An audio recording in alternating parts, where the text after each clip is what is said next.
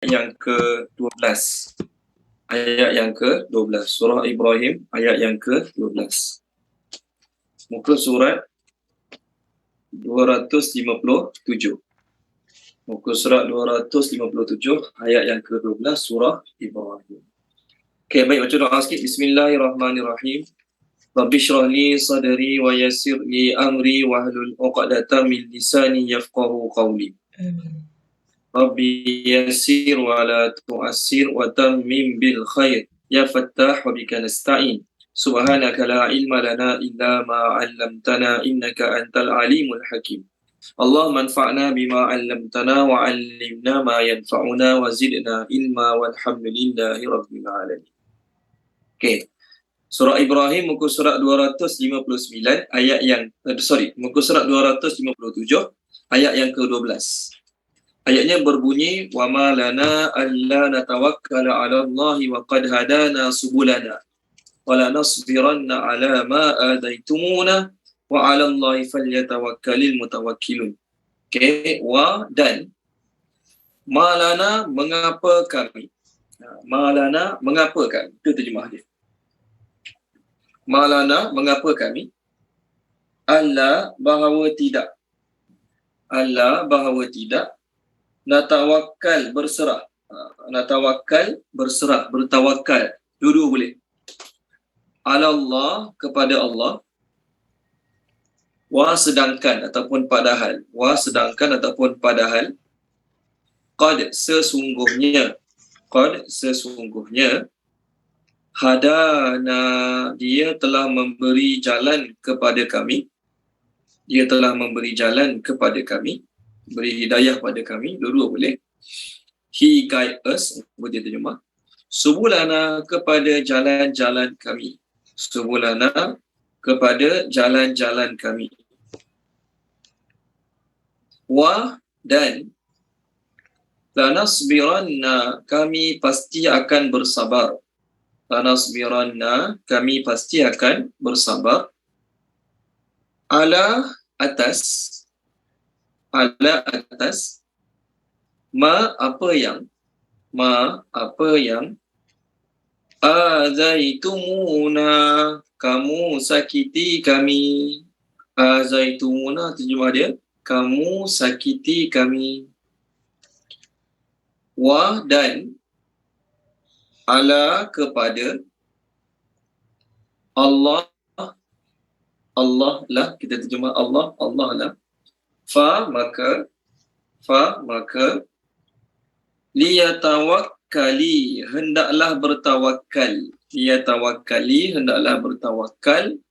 Al-mutawakkilun orang-orang yang bertawakal. Al-mutawakkilun orang-orang yang bertawakal.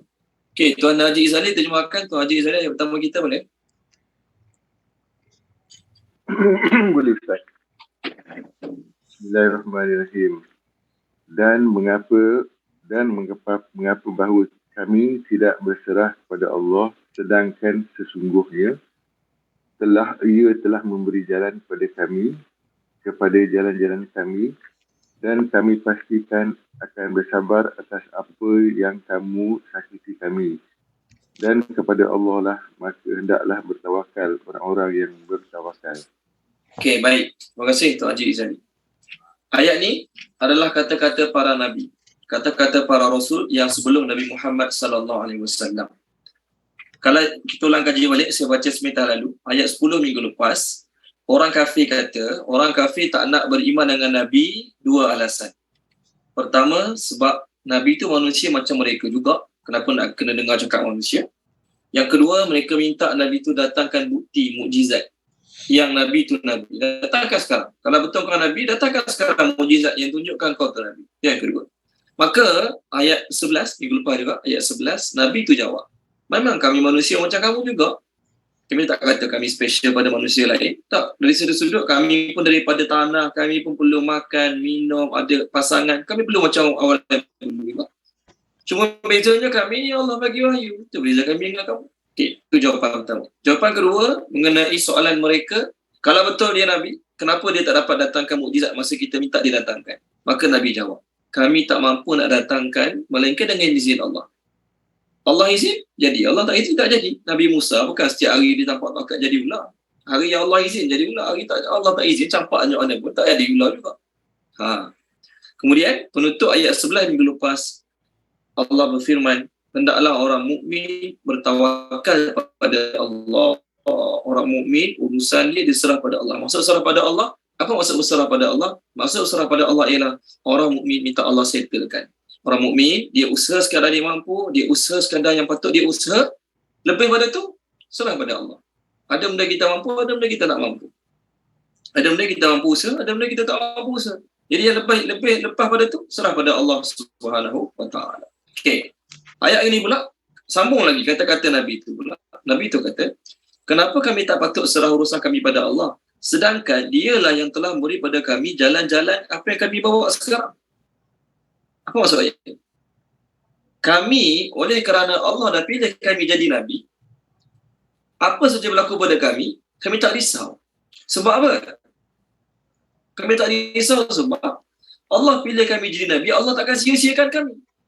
Tuan-tuan, kita kerja dengan sebuah syarikat.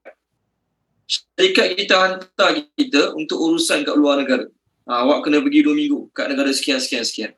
Bila syarikat kita hantar kita ke luar negara untuk urusan sekian, kita perlu risau tak? Bak makan minum, macam mana nak minum kat sana nanti? Macam mana nak tinggal hotel kat sana nanti? Kenderaan kat sana macam mana? Tak, tuan-tuan. Kalau syarikat kita hantar kita tak perlu risau sikit pun. Tak payah keluar duit belanja sikit pun. Semua dia orang akan settlekan. Itu dari sudut perbelanjaan, dari sudut pemakanan. Okey, katakanlah kita wakil daripada kerajaan Malaysia.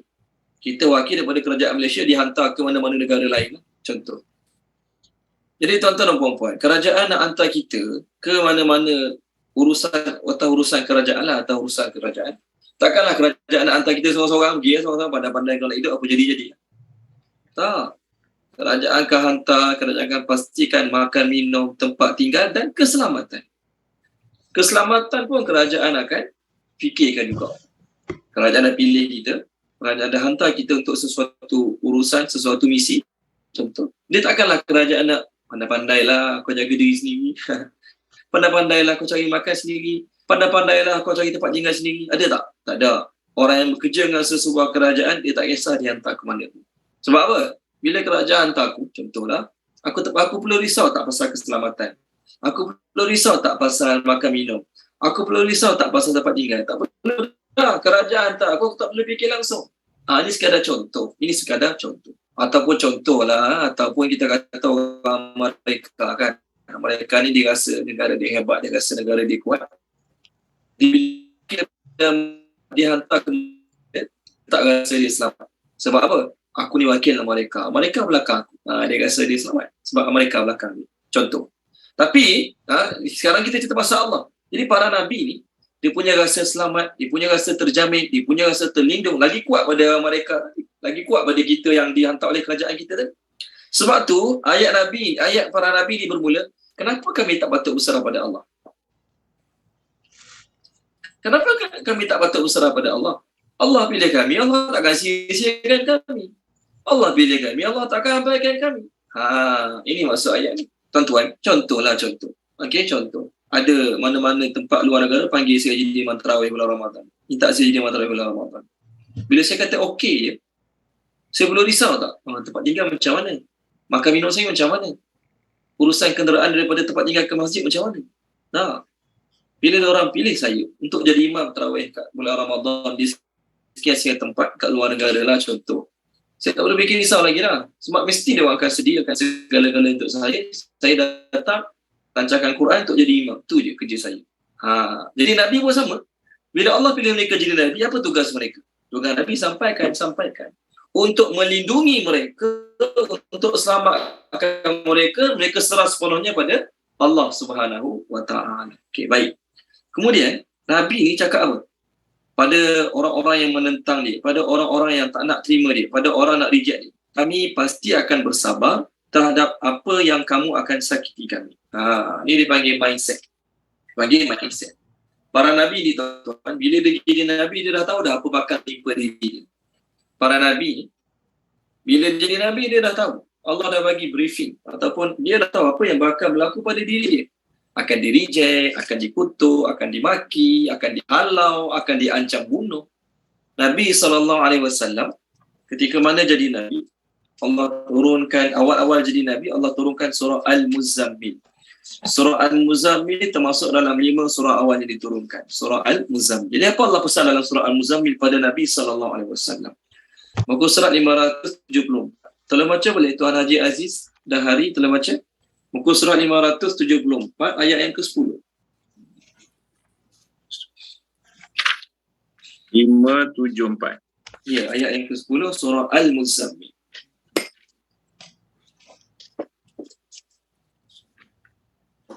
A'udzubillahi minasyaitonirrajim. Ayat ke-10 Ya, betul. Dan bersabarlah Muhammad terhadap apa yang mereka katakan dan tinggalkanlah mereka dengan cara yang baik. Terima kasih Tuan Haji Aziz. Ini briefing Allah Ta'ala pada Nabi, awal jadi Nabi. Wahai Muhammad, kau jadi Nabi ni kau jangan harap kapet merah. Kau jangan harap dapat layanan macam diraja, macam orang kaya-kaya lain. Tak. Allah cakap yang awal lagi, kau kena bersabar terhadap apa yang mereka akan cakap. Allah Ta'ala nak suruh Nabi buat persediaan mental, persediaan minda. Apa yang akan bakal berlaku pada kamu kalau kamu jadi Nabi, bila kamu sampaikan apa yang aku suruh sampaikan ni lah. Bersabar. Bila Allah cakap macam ni pada Nabi, maka Nabi pun bersedia bersabar. Lalu Nabi kata, kami akan bersabar terhadap apa saja yang kau akan sakiti kami, apa saja kau buat pada kami. Ni, persediaan mental kena ada. Contoh ayat yang sama, lebih kurang lah. Surah Ali Imran. Kalau baca Puan Izawani, muka surat 75. Ayat bawah sekali. Tak silap saya, bawah sekali. 75 kan. Surat 76. Sorry, 74. Bawah sekali. 74. Ini Allah cakap kepada Nabi. Sebelum Nabi hijrah ke Ayat 186 ya, Ustaz. 18. Bismillahirrahmanirrahim. Sesungguhnya kamu akan diuji pada harta benda kamu dan diri kamu, dan sesungguhnya kamu akan mendengar daripada orang yang telah diberikan kitab daripada sebelum kamu dan daripada orang yang musyrik sesuatu yang menyakitkan hati yang banyak. Dan jika kamu bersabar dan kamu bertakwa, maka sesungguhnya demikian itu daripada keutamaan perkara. Okey, terima kasih Puan Izawani.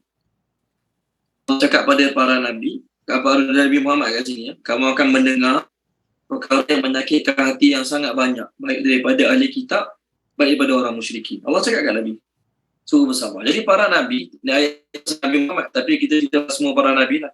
Mereka dah ada mindset, mereka dah ada persediaan minda, persediaan mental yang mereka pasti disakiti. Jadi tuan-tuan dan puan-puan, bila orang bekerja dalam keadaan ada persediaan mental macam ni, maka dia tak akan give, dia tak akan kecewa. Dalam surah apa ya? Juzuk Amma, surah Asy-Syarh, Alam Nashrah ataupun Al-Insyirah, ada 3 nama surah. Allah berfirman, Alam Nashrah laka sadrak. Ada 3 tafsiran ayat tu, ada 3 tafsiran ayat tu. Salah satu dia apa dia? Allah lapangkan hati Nabi, Allah lapangkan dada Nabi untuk menerima tugas ni sepenuh hati. Kita kadang-kadang dapat offer gaji besar, dapat offer kerja gaji besar. Tapi dia punya stres kerja tu kita tak tahan. Kerja 2 bulan je, terus berhenti. Walaupun offer gaji tu bagus, tapi hati kita tak bersedia untuk menerima suasana tempat kerja. Dapat offer gaji 8,000, 9,000, tapi kena berjauhan dengan anak isteri. Berhenti, biarlah nak kerja tempat orang pun jadi boleh tengok anak isteri dia lagi. Contoh. Jadi tidak ada persediaan yang kuat. Sama lah juga, orang nak berniaga, sebelum ni dia kerja makan gaji. Okey, dia makan gaji, okey. Dia nak berniaga. Kalau dia terus berniaga, tanpa ada persediaan minda, berniaga, 2 minggu buka kedai, orang tak datang. Lain lagi, Pak. Tutup lah. Sebab apa? Persediaan minda tidak ada. Sebab orang dia berniaga, dia kursus dulu, belajar dulu. antara ayat-ayat orang, antara nasihat-nasihat yang diberi kepada orang meniaga, awal orang meniaga kena bersedia untuk rugi. Kena kena bersedia untuk rugi. Okey. Lepas tu kalau meniaga yang jenis cari orang ni, meniaga jenis cari orang, cari customer, cari orang ke customer ni, kena ada persediaan kalau kena reject. Dia panggil dalam ilmu bisnes, dia panggil handling rejection. Ilmu untuk handle kalau kena reject. Apa tujuan dia tu? Nak ada persediaan kat sini lah. Contoh saya cuba berniaga, sebelum ni kerja makan gaji, cuba berniaga. Saya jual produk saya. Saya jumpa 10 orang, 10 semua tak nak beli. Sedih, menangis. Balik rumah malam-malam menangis. Tak nak dalam jual produk. Kerja benda lain lah. Sebab apa? 10 orang saya jumpa, 10 semua tak nak beli produk saya. Jadi saya tidak ada persediaan untuk kena reject. Saya tidak ada persediaan untuk kena reject, orang tak nak beli, orang tak nak dengar pun. Ada kadang-kadang saya bawa produk saya nak jual, bang boleh bagi masa nak cakap sikit? Malah macam tu. Jadi kalau tidak ada persediaan mental untuk kena macam tu, tidak ada persediaan hati untuk kena macam tu, balik rumah menangis. Kenapa susah kerja macam ni, tak nak. Baik aku kerja 7E je, jaga cashier senang. Orang datang wayar, cukup bulan dapat gaji macam tu. Jadi orang peniaga ni, bagi contoh peniaga, bagi contoh orang peniaga, dia ada persediaan kena reject. Okey, orang menyampah, orang kutuk, orang kata mahal lah. Orang kata harga Yahudi. Okey, kita dah dapat barang mahal daripada supplier, kita terpaksa jual mahal juga kat customer. Customer kata, tak dia jual harga Yahudi. Kalau tidak ada persediaan mental, dulu aku mengajar tak ada orang panggil Yahudi. Aku meniaga orang panggil Yahudi. Contoh. Jadi kalau tidak ada persediaan mental, tuan-tuan dan puan, tak ada meniaga dah. Mana Ustaz tak meniaga dah? Malah orang cakap saya Yahudi. Contoh. Ini sekadar contoh. Jadi orang nak meniaga, dia kena ada persediaan mental. Dia kena terima orang reject, orang mengata, orang kutuk, orang cakap macam-macam, kena terima. Barulah boleh lama dalam perniagaan. Baru boleh bertahan lama dalam perniagaan. Dia ada persediaan tu. Persediaan untuk rugi, awal-awal perniaga. Kalau tak, tidak ada persediaan mental, walaupun modal besar, perniagaan dapat bagus, contoh, tidak ada persediaan mental untuk terima cacian, makian. Okay? Untuk handling rejection tadi, contoh, maka cepat-cepat give up. Dia akan cepat putus asa dan tukar ke jaya lain. Ini contoh niaga. So Nabi, bukan Nabi Muhammad SAW, semua para Nabi, mereka dah ada persediaan mental, persediaan dalam fikiran mereka, hati mereka, mereka akan disakiti. Jadi bila dah ada kat sini, yang mereka akan disakiti, dah ada persediaan kat sini, kat hati yang mereka akan disakiti, jadi datanglah hujan macam mana sekalipun. Datanglah godaan macam mana sekalipun. Dah ada persediaan. Tuan-tuan, orang nak jadi askar, dia tahu tak apa dia dapat kalau jadi askar? Contohlah, ni sekadar contoh.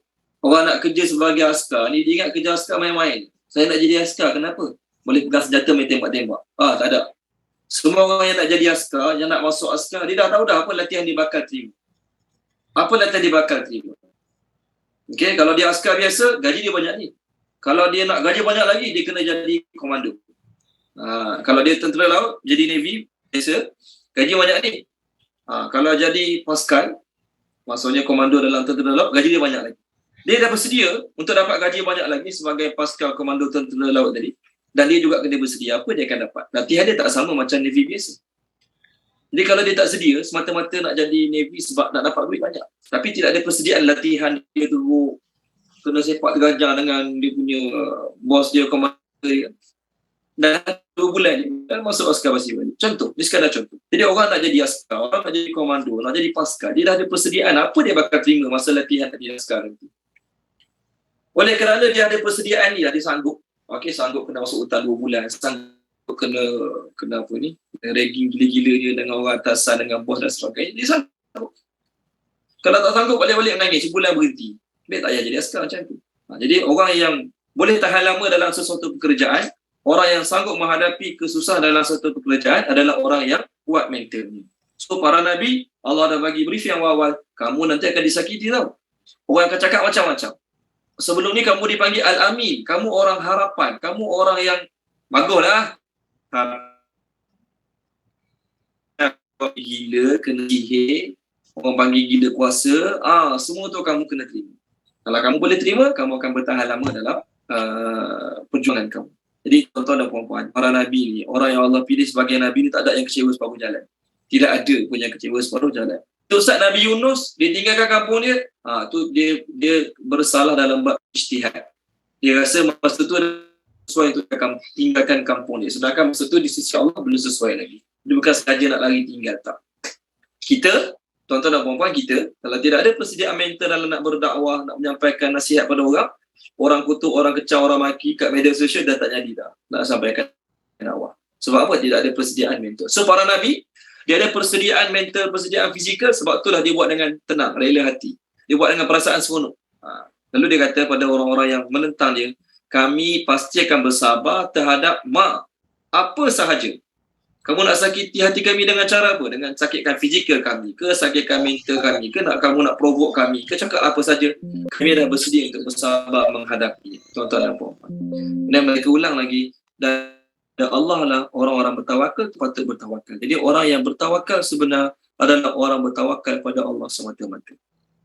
Orang bertawakal sebenar adalah orang bertawakal pada Allah semata-mata. Dia bukan kata, okey, oleh kerana aku ni orang besar, ayah aku boleh adjust lah. Oleh kerana aku ni ada kaitan dengan agung, aku ada kaitan dengan sultan, jadi urusan aku mesti mudah je lah sebab ayah aku baik dengan agung sekarang, contoh. Itu bukan tawakal sebenar. Tawakal sebenar, aku yakin tak ada siapa-siapa boleh tolong aku, tak ada siapa-siapa boleh selesai masalah kecuali Allah sahaja. Aku orang dekat dengan agung ke, aku orang tak kenal agung ke, agung tak kenal aku ke, aku kenal agung ke, contoh. Aku yakin Allah je boleh selesaikan masalah aku. Jadi orang yang sebenar-benar tawakal adalah orang yang tak pandang siapa sekeliling dia hanya pandang Allah yang akan bantu. Jadi para Nabi, mereka memiliki tawakal paling tinggi pada Allah Subhanahu wa ta'ala. Okey, seterusnya ayat 13. Wa dan qala berkata, allazina orang-orang yang kafaru kafir li kepada rusulihim rasul-rasul mereka la nukhrijannakum kami pasti akan mengusir kamu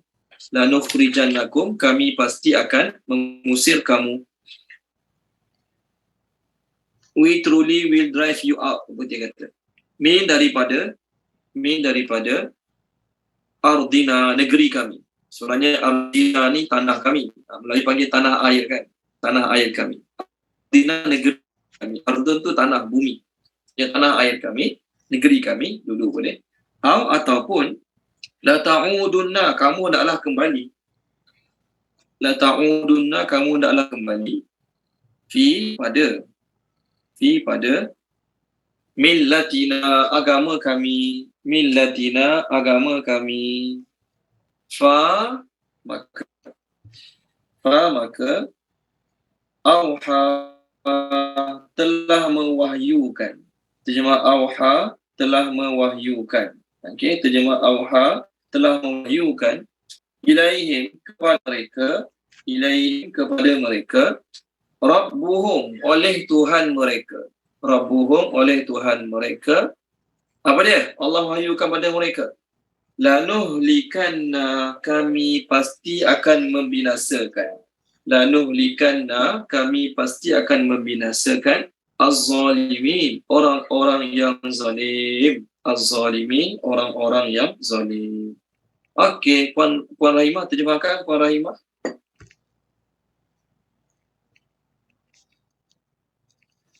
Assalamualaikum Ustaz. Assalamualaikum. Bismillahirrahmanirrahim. Dan berkata orang kafir kepada rasul mereka, kami pasti akan mengusir kamu dari negeri kami, atau kamu hendaklah kembali kepada agama kami, maka telah mewahyukan oleh Tuhan mereka, kamu akan pasti kami pasti binasa oleh kezaliman. Orang-orang yang zalim. Kami pasti akan membinasakan orang-orang yang zalim. Okey, baik. Terima kasih Puan Rahimah. Ayat kita nombor 12 tadi, Allah Subhanahu Wa Taala cakap dalam ayat nombor 12 tadi, kami akan bersabar. Nabi akan bersabar terhadap apa saja yang orang kafir buat pada mereka. So salah satu perkara yang orang kafir akan buat pada mereka, apa dia? Usir, halau, drive out.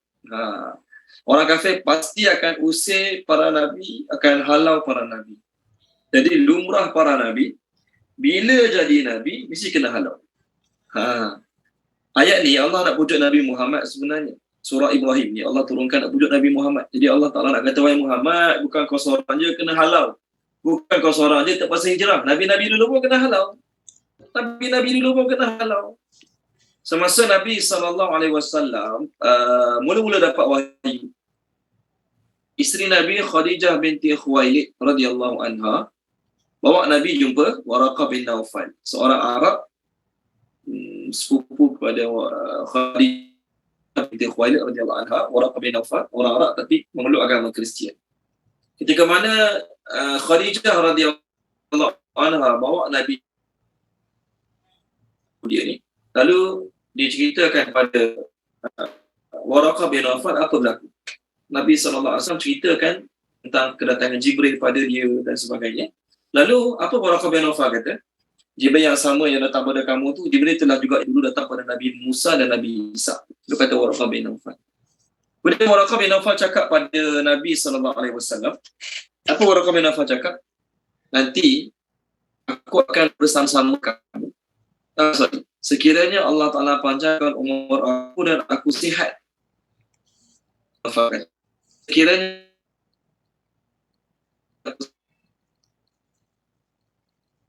ketika mana kau halau kamu.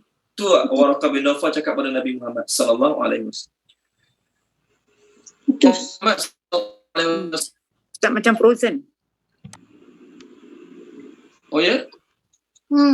Frozen.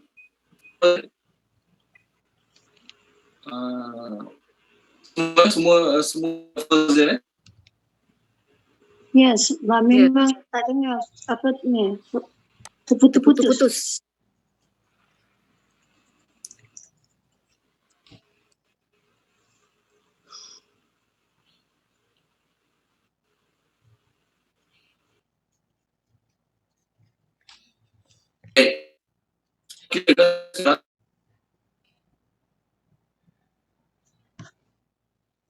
Sekarang clear ke Frozen lagi?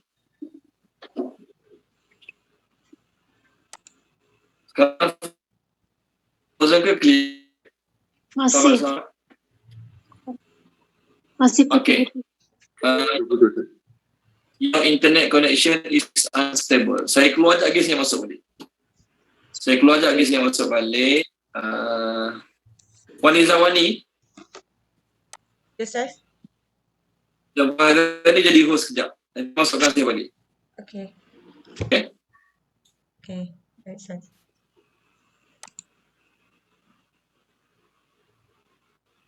Sebenarnya ada masuk.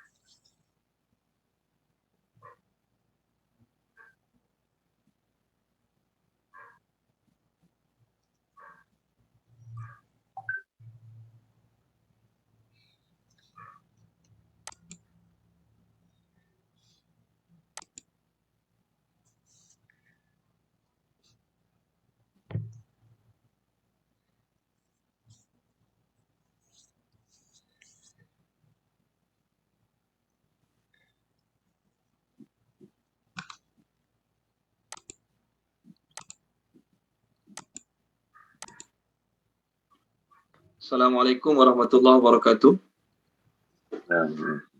Sekarang clear insyaAllah. Tukar telefon insyaAllah clear. Okay. Saya ulang balik cerita tadi. Waraqah bin Naufal cakap pada Nabi SAW, nanti aku akan bersama-sama kamu ketika mana kaum kamu halau kamu, usir kamu.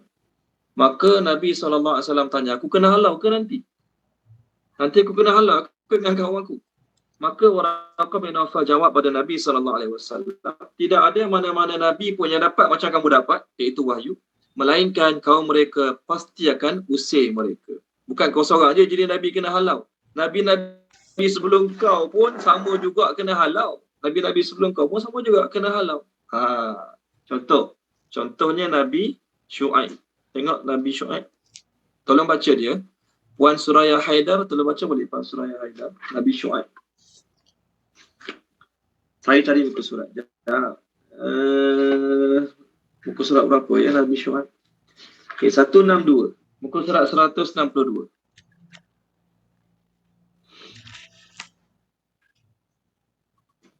Ayat keberapa? Sekali. Atas sekali. Bismillahirrahmanirrahim. Pembesar-pembesar yang menyombongkan diri daripada kaum Syuaib berkata, wahai Syuaib, sesungguhnya kami akan mengusir engkau bersama dengan orang-orang yang beriman dari negeri kami, kecuali jika engkau kembali kepada agama kami. Syuaib berkata, adakah kamu akan mengusir kami meskipun kami tidak menyukainya? Okey, Puan Suraya, satu page lagi. 180 boleh?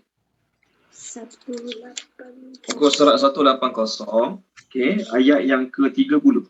Ni Nabi Muhammad. Ayat ni tentang Nabi Muhammad sallallahu alaihi wasallam. Yang bawah sekali. Bukan? Ayat 30. Ayat 30 bukan bawah sekali. Dan ingatlah ketika orang-orang kafir Quraisy memikirkan tipu daya terhadapmu Muhammad untuk menangkap dan memenjarakanmu atau membunuhmu atau mengusirmu, mereka membuat tipu daya dan Allah mengagalkan tipu daya itu. Allah adalah sebaik-baik pembalas tipu daya. Okey, terima kasih Puan Suraya Haidar. Tengok. Orang kafir, mereka merancang nak tangkap Nabi, nak bunuh Nabi ataupun nak usir Nabi. Jadi ini Nabi Muhammad lah. Tadi yang mula-mula baca tadi Nabi Syuaib. Sekarang Nabi Muhammad. Jadi Allah nak cakapkan Nabi Muhammad, bukan kau seorang je kena halau. Bukan kau seorang je kena usir. Lumrah, fitrah dalam berdakwah, orang akan halau, orang akan usir. Nabi dahulu kena, kau pun kena. Sebagaimana kau kena, Nabi-Nabi sebelum kau pun kena juga.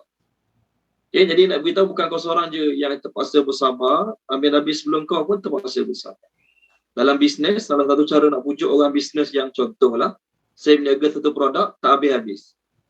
2 bulan saya meniaga, 3 orang je beli produk saya. Sedih tak? Sedih contoh. Dia macam mana nak pujuk?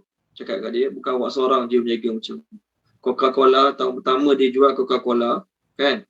Tahun pertama hanya laku 20 botol. Tahun pertama dia jual Coca-Cola, setahun pertama 20 botol je laku Coca-Cola dia. Contoh. Bukan kau contoh lah, memang itulah nasihat yang saya dengar orang bisnes. Jadi awak, baru 3 bulan orang tak beli produk dah sedih dah. Tengok, hasil dia bersabar, dia terus istiqamah, sekarang satu dunia kena Coca-Cola. Ni contoh. Jadi Nabi Muhammad SAW sedih lah.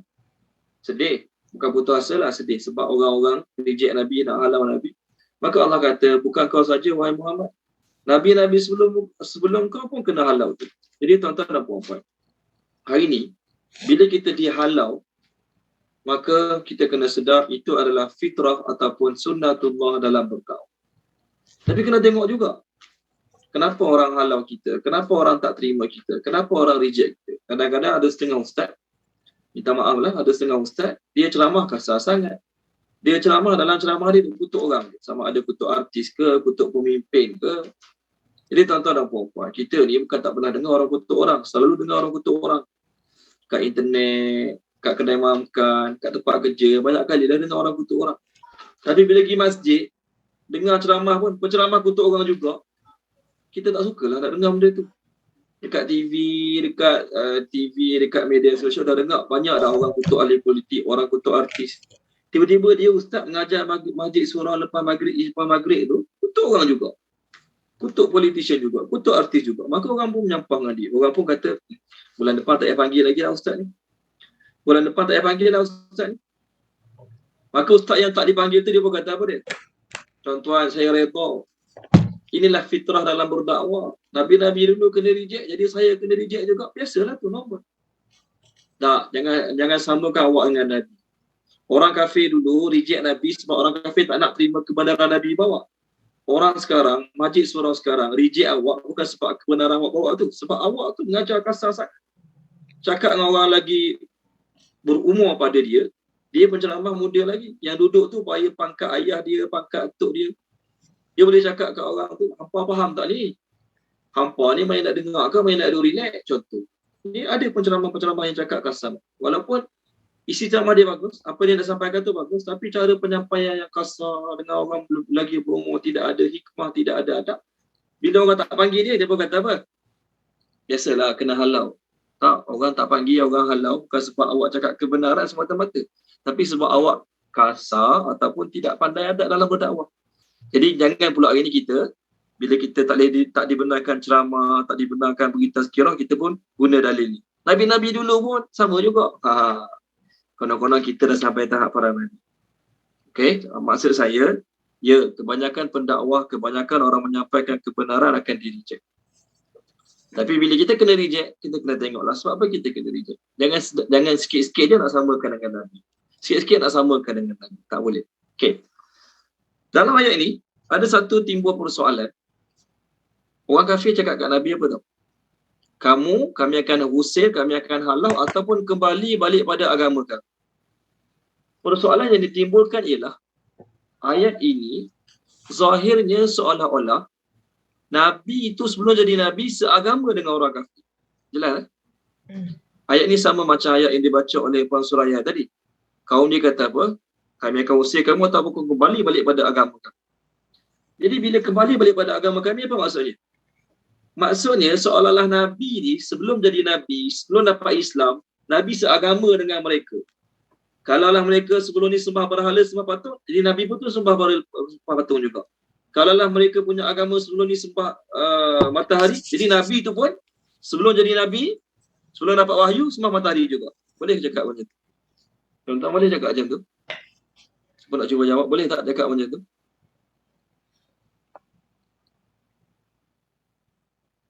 Tak boleh. Sebab apa tak boleh? Para Nabi tidak ada yang sembah berhala sebelum jadi Nabi. Tidak ada seorang Nabi pun ada rekod pernah sembah berhala sebelum jadi Nabi. Oh, dia ni dulu sebelum jadi Nabi teruk ni. Sembah berhala hari Isnin, hari Selasa sembah matahari, hari Rabu sembah pokok. Tak ada. Tak ada para Nabi yang sebelum jadi Nabi sembah berhala. Tak ada seorang pun.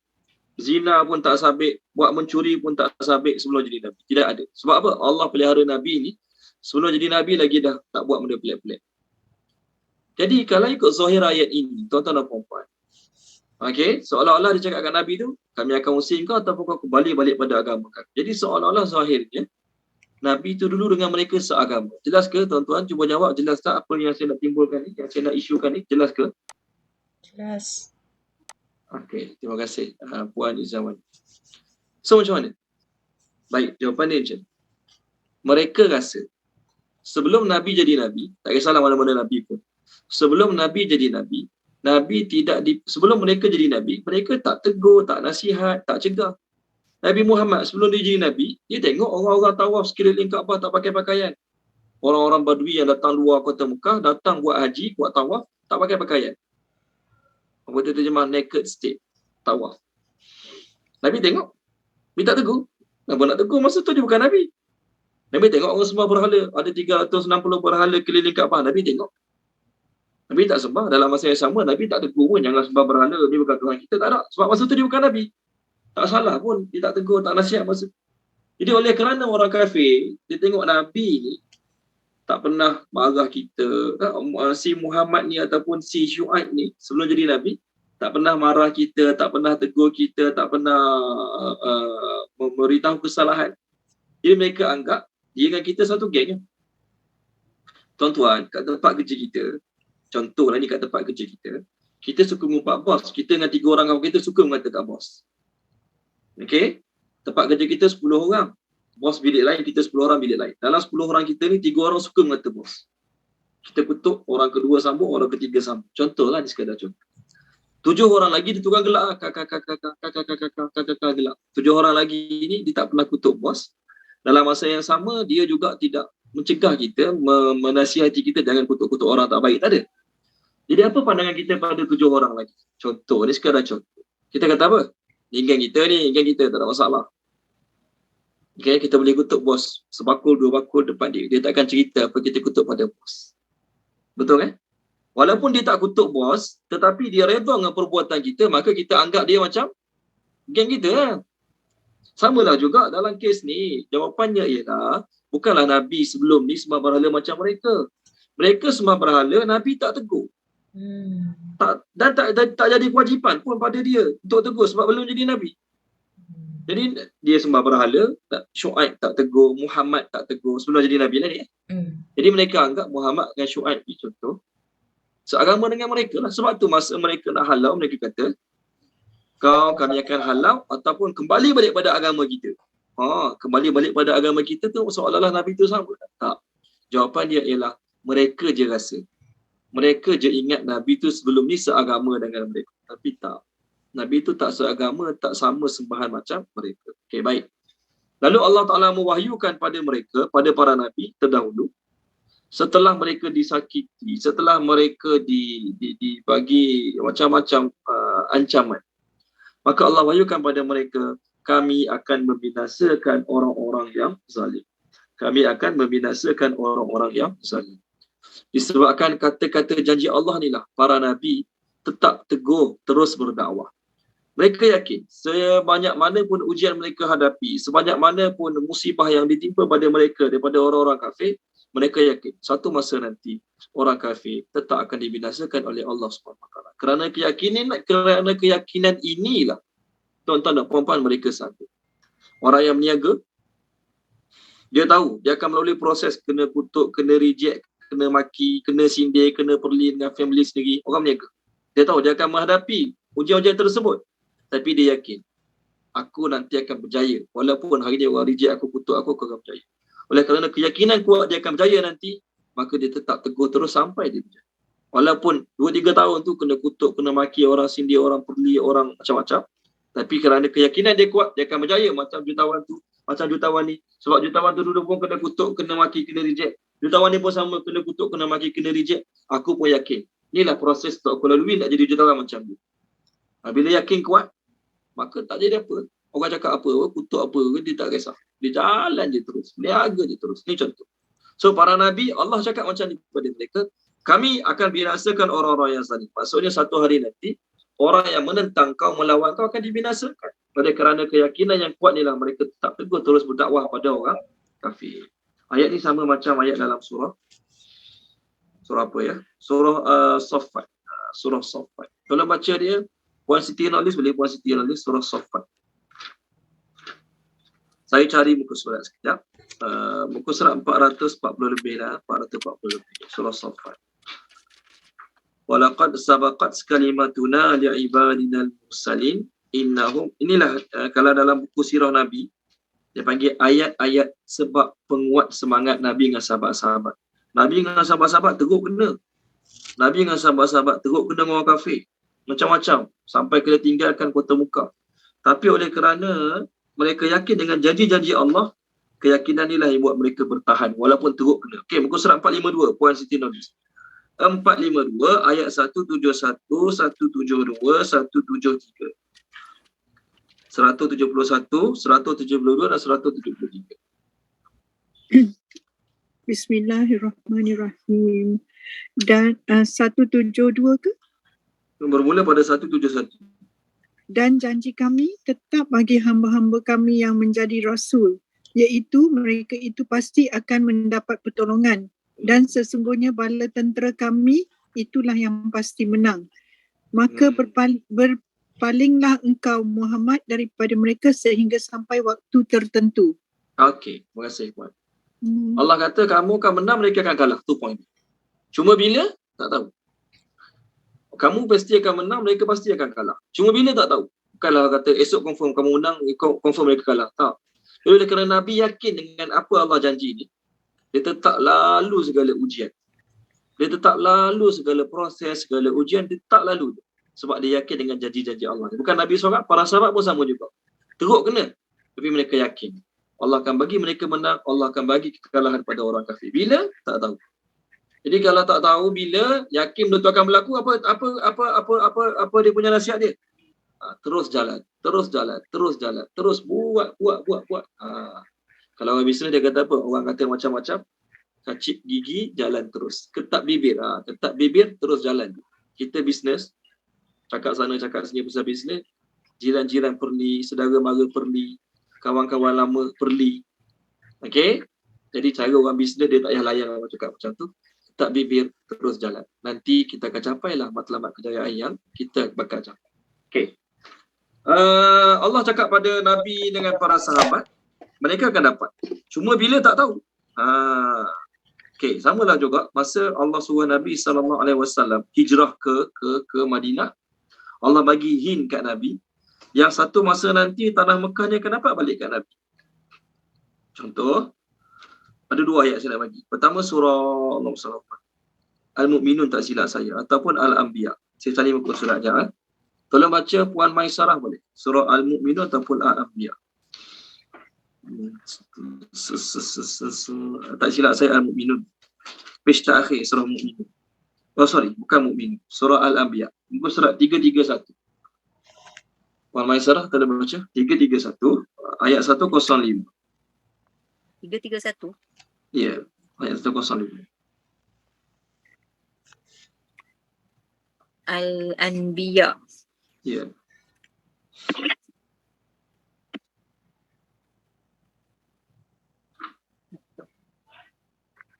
Ayat berapa tadi Ustaz?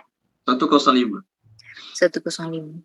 Dan sungguh telah kami tulis di dalam Zabur setelah tertulis di dalam Az-Zikr Lauh Mahfuz bahawa bumi ini akan diwarisi oleh hamba-hambaku yang soleh. Allah SWT cakap, terima kasih Puan.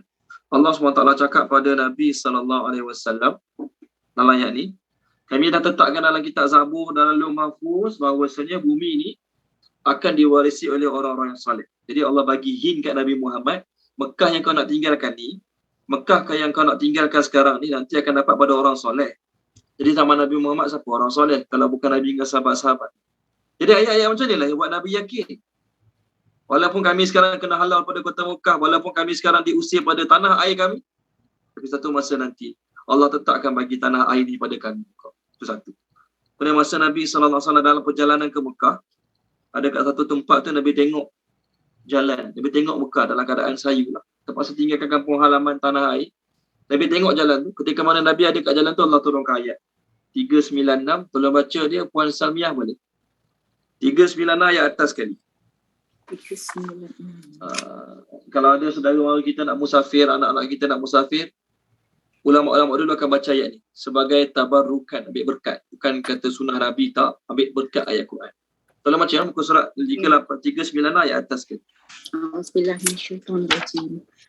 Sesungguhnya Allah yang mewajibkan engkau Muhammad untuk melaksanakan hukum-hukum Al-Quran benar-benar akan mengembalikanmu ke tempat kembali. Katakanlah Muhammad, Tuhanku mengetahui orang yang membawa petunjuk dan orang yang berada dalam kesesatan yang nyata. Poin dia, terima kasih Puan Salmiah.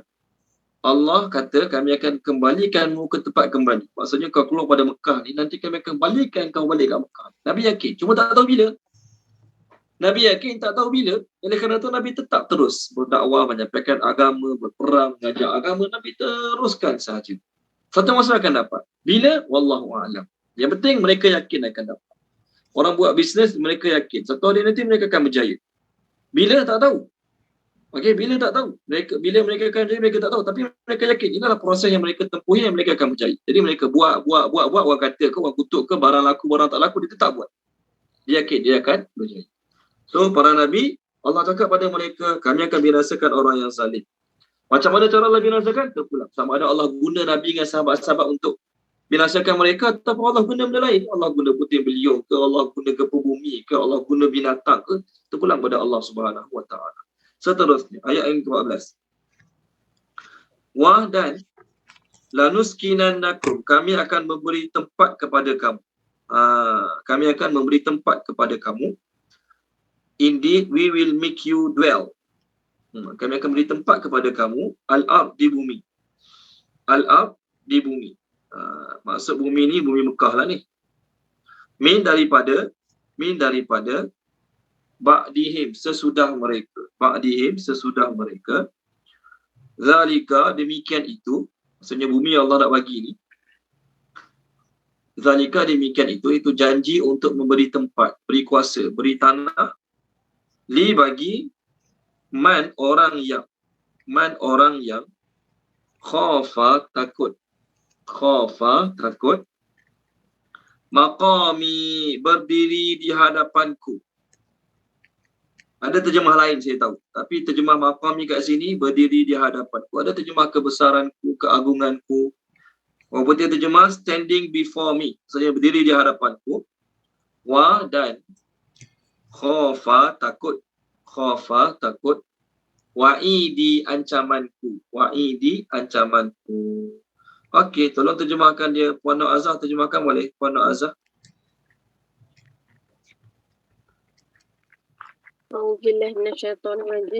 Dan kami akan memberi tempat kepada kamu di bumi daripada sesudah mereka. Demikian itu bagi orang yang takut berdiri di hadapanku dan takut ancamanku. Okey, baik. Allah, okey, terima kasih Puan Nur Azhar. Allah boleh tak nak bagi free je bertemu kat Nabi dengan sahabat-sahabat? Boleh? Allah boleh tak terus Nabi Musa lahir je terus Allah bagi Mesir dan Palestin kat Nabi Musa? Boleh tak? Boleh. Allah boleh bagi free. Okay, Nabi Muhammad, awak dah jadi Nabi, bertahun cukup berdakwah. Lepas pada ni awak kafir semua Allah matikan, Mekah jadi milik awak. Boleh tak? Boleh. Allah hantarlah burung ke, sebagaimana berlaku pada tentera bergajah, Allah hantarlah binatang ke, malaikat ke, hancurkan orang kafir. Jadi terus Mekah jadi milik Nabi. Boleh tak? Boleh. Tapi Allah nak tengok dulu amalan-amalan. Allah nak tengok dulu amalan-amalan. Apa yang Allah nak tengok daripada kita untuk Allah bagi tanah, bagi kuasa, bagi tempat pada kita. Allah nak tengok kita takut tak hari akhirat ketika mana kita berdiri depan Allah. Kita takut tak terhadap ancaman-ancaman Allah. Jadi orang yang takut berdiri di hadapan Allah ke akhirat nanti, orang yang takut terhadap ancaman-ancaman Allah, apa mereka buat kat muka bumi ni? Tidur, makan. Tak. Mereka akan buat sungguh-sungguh apa Allah perintahkan. Mereka akan jauhi sungguh-sungguh apa Allah larang. Tu orang takut. Dua ni. Orang yang takut berdiri di hadapan Allah dan orang yang takut janji ancaman-ancaman Allah, apa mereka buat? Mereka akan buat sebaik mungkin, sesempurna mungkin apa Allah suruh, dan mereka akan jauhi sejauh mungkin apa Allah suruh tinggalkan. Jadi Allah kata orang yang ada dua perkara ni, maksudnya dua perkara tu, dia takut berdiri di hadapan Allah dan dia takut ancaman-ancaman Allah, Allah akan bagi pada dia. Allah akan bagi tanah tu kat dia. Allah akan bagi negara tu Allah bagi kat dia. Dulu-dulu asalnya Islam bukan Madinah je. Tapi oleh kerana mereka ni takut pada Allah, takut pada ancaman Allah, sungguh-sungguh amal agama. Masa zaman Umar, 2/3 dunia milik orang Islam. Rom, Parsi semua jadi milik orang Islam. Lepas tu datang raja-raja berikutnya dah mula cinta dunia, kelalaian kemewahan dunia, sikit-sikit dapat balik ke orang kafir. Sikit-sikit dapat balik ke orang kafir. Lalu tinggal berapa je negara Islam. Tak banyak mana dah negara Islam macam. So, Allah cakap dalam ayat ni, kami akan bagi tempat pada kamu. Tapi kami tak bagi macam tu saja. Kami letak syarat. Apa syarat nak bagi tempat pada kamu? Orang tu takut berdiri di hadapan Allah dan orang tu takut dengan ancaman-ancaman Allah bagi. Takut duduk saja, berendengung. Tak. Orang takut pada ancaman Allah, takut berdiri di hadapan Allah. Mereka buat apa? Amal. Allah boleh bagi free? Boleh. Zaman Nabi Musa, contoh zaman Nabi Musa. Memang Allah janji nak bagi Mesir kepada Nabi Musa. Kat mana Allah janji? Surah Al-Qasas. Puan Nur Azhar, Tuan Haji Abdul Kahar ada Puan Nur Azhar?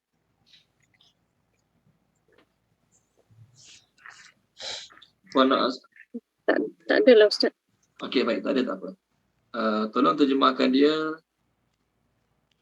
Okey, saya rasa semua dah terjemah. Sekejap Semua dah terjemah Okey. Saya belum Ustaz. Oh, siapa saya belum tu saya tak perasan tengok. Siapa Tamsia. Oh, Puan Tamsia. Sorry. Minta maaf lah kata-kata tertukar dengan Salmiah. Okey, Puan Tamsiah tolong baca boleh? Apa saya nak beritahu tadi? Proses tadi kan? Proses tu, proses. Allah nak tengok amalan. Allah boleh bagi free tapi Allah nak tengok amalan. Surah Al-Qasas. Yes, page pertama surah Al-Qasas. Okey, surah Al-Qasas page pertama ayat 5. Ayat 5 ke? Saya tadi buka surat dah. Allah janji nak bagi pada orang-orang ditindas, iaitu orang-orang Bani Israel. Allah nak bagi bumi itu pada mereka. Muka surat 385 ayat 5. 385 ayat 5. Ayat 385 ayat nombor 5. Bismillahirrahmanirrahim. Dan kami hendak memberi kurniaan kepada orang-orang yang ditindas di bumi Mesir itu, dan hendak menjadikan mereka pemimpin dan menjadikan mereka orang-orang yang mewarisi bumi. Satu. Terima kasih Puan Tamsiah. Satu lagi boleh Puan Tamsiah. So Allah kata dalam ayat ni, kami akan bagi bumi itu pada mereka, kami akan buat mereka orang mewarisi. Siapa? Dia janji Allah nak bagi ni. Allah boleh bagi free? Boleh bagi free. Bagi je lah. Okay, Mesir, Nabi Musa lahir je, Fir'aun tu Allah buat mati kena COVID ke, contohlah. Pok tu dapat Mesir dekat Nabi Musa dan Bani Israel. Boleh tak? Boleh. Tapi Allah nak tengok persediaan amal tu dulu. Allah nak tengok, betul-betul tak dia takut pada perintah Allah? Betul-betul tak dia sempurnakan perintah Allah? Surah Al-A'raf puan. Surah Al-A'raf, muka surat, Allah nak tengok amal tu. Muka surat 165. 165 ayat 129. 165 ayat 129. Bismillahirrahmanirrahim. Mereka kaum Musa berkata, kami telah ditindas oleh Fir'aun sebelum engkau datang kepada kami dan setelah engkau datang. Musa menjawab, mudah-mudahan Tuhanmu membinasakan musuhmu dan menjadikan kamu khalifah di bumi, maka dia akan melihat bagaimana perbuatanmu. Terima kasih. Dia akan melihat bagaimana perbuatanmu. Nabi Musa kata, mudah-mudahan Tuhan kamu akan jadikan kamu khalifah. Allah akan buat kamu jadi pemilik satu hari nanti, mewarisi tanah Mesir dengan Palestin. Allah akan buat. Tapi dia nak tengok amal kamu. Tuan-tuan, Allah boleh bagi free? Boleh.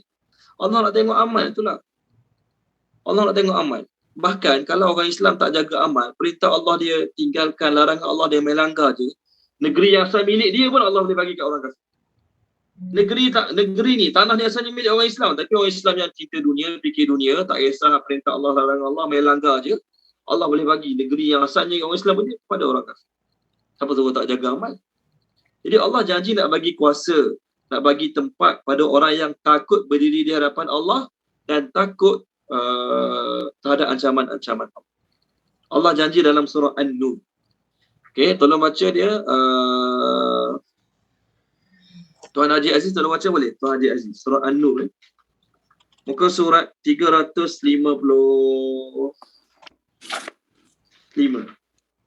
Ya ke 355? Bukan. 357. 357 ayat yang ke-55.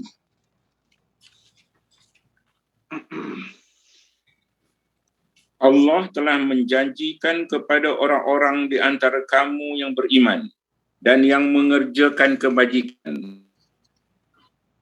Sungguhnya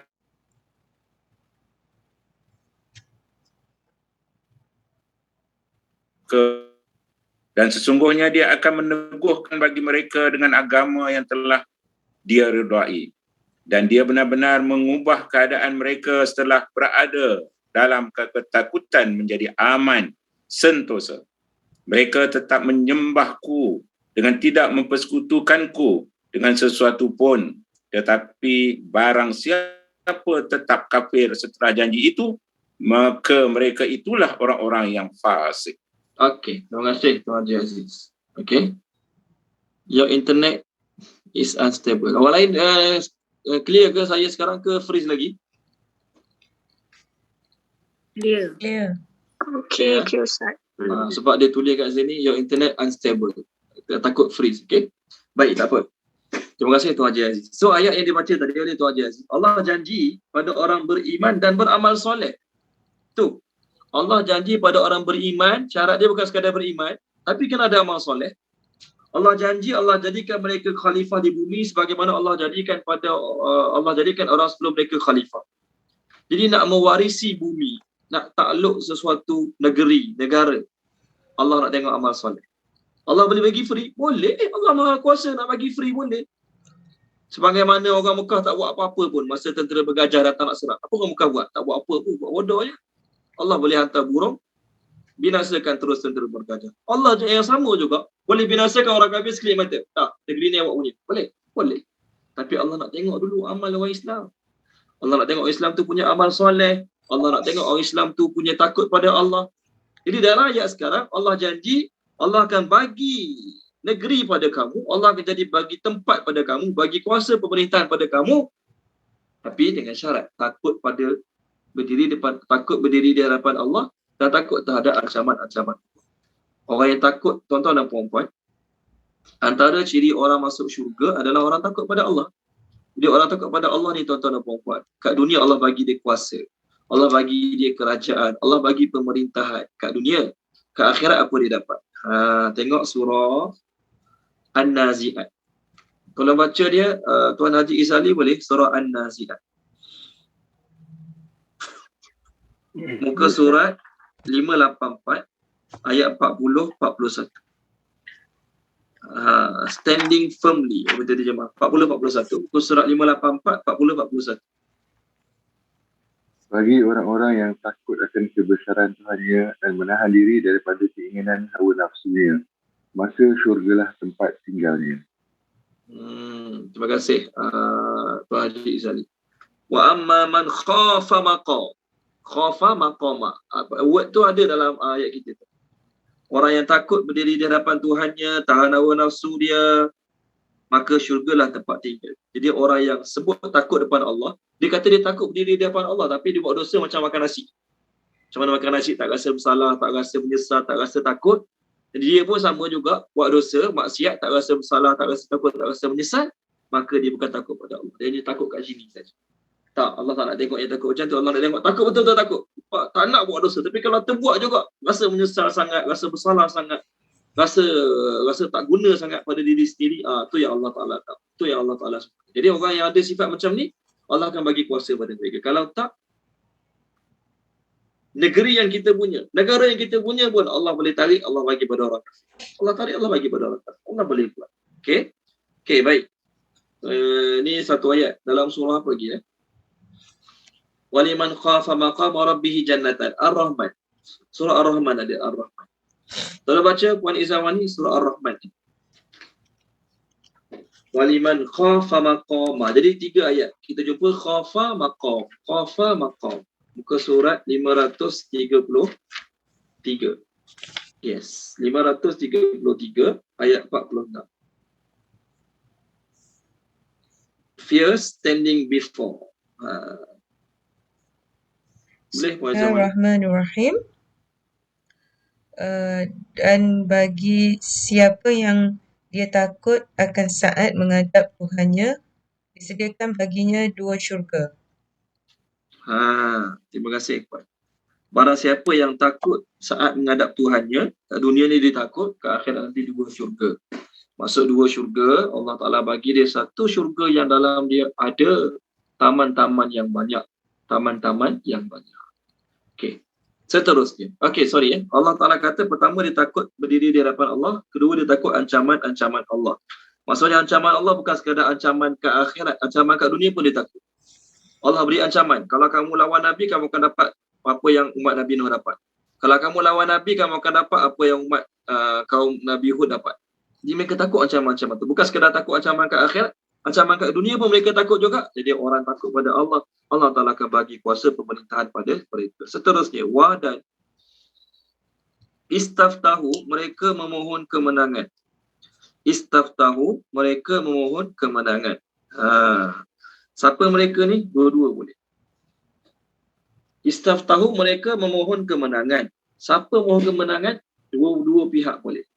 Para Nabi itu boleh, ataupun penentang-penentang Nabi itu pun boleh juga. Wa dan khaba binasalah. Khaba binasalah. Okey, terjemah khaba binasalah. Kullu setiap. Kullu setiap. Kullu setiap. Jabbarin, orang yang melampau. Orang-orang yang melampau. Jabbarin terjemah dia orang-orang yang melampau.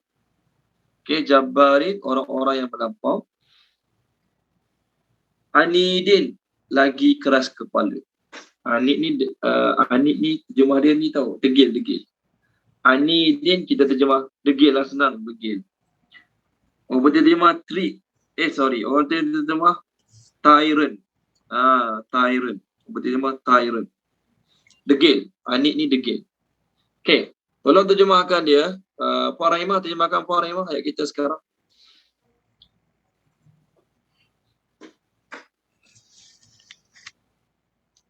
Puan Rahimah ada? Ada Ustaz. Salah tekan. Bismillahirrahmanirrahim. Dan mereka pohon kemenangan dan binasalah setiap orang-orang yang melampaui lagi keras kepala.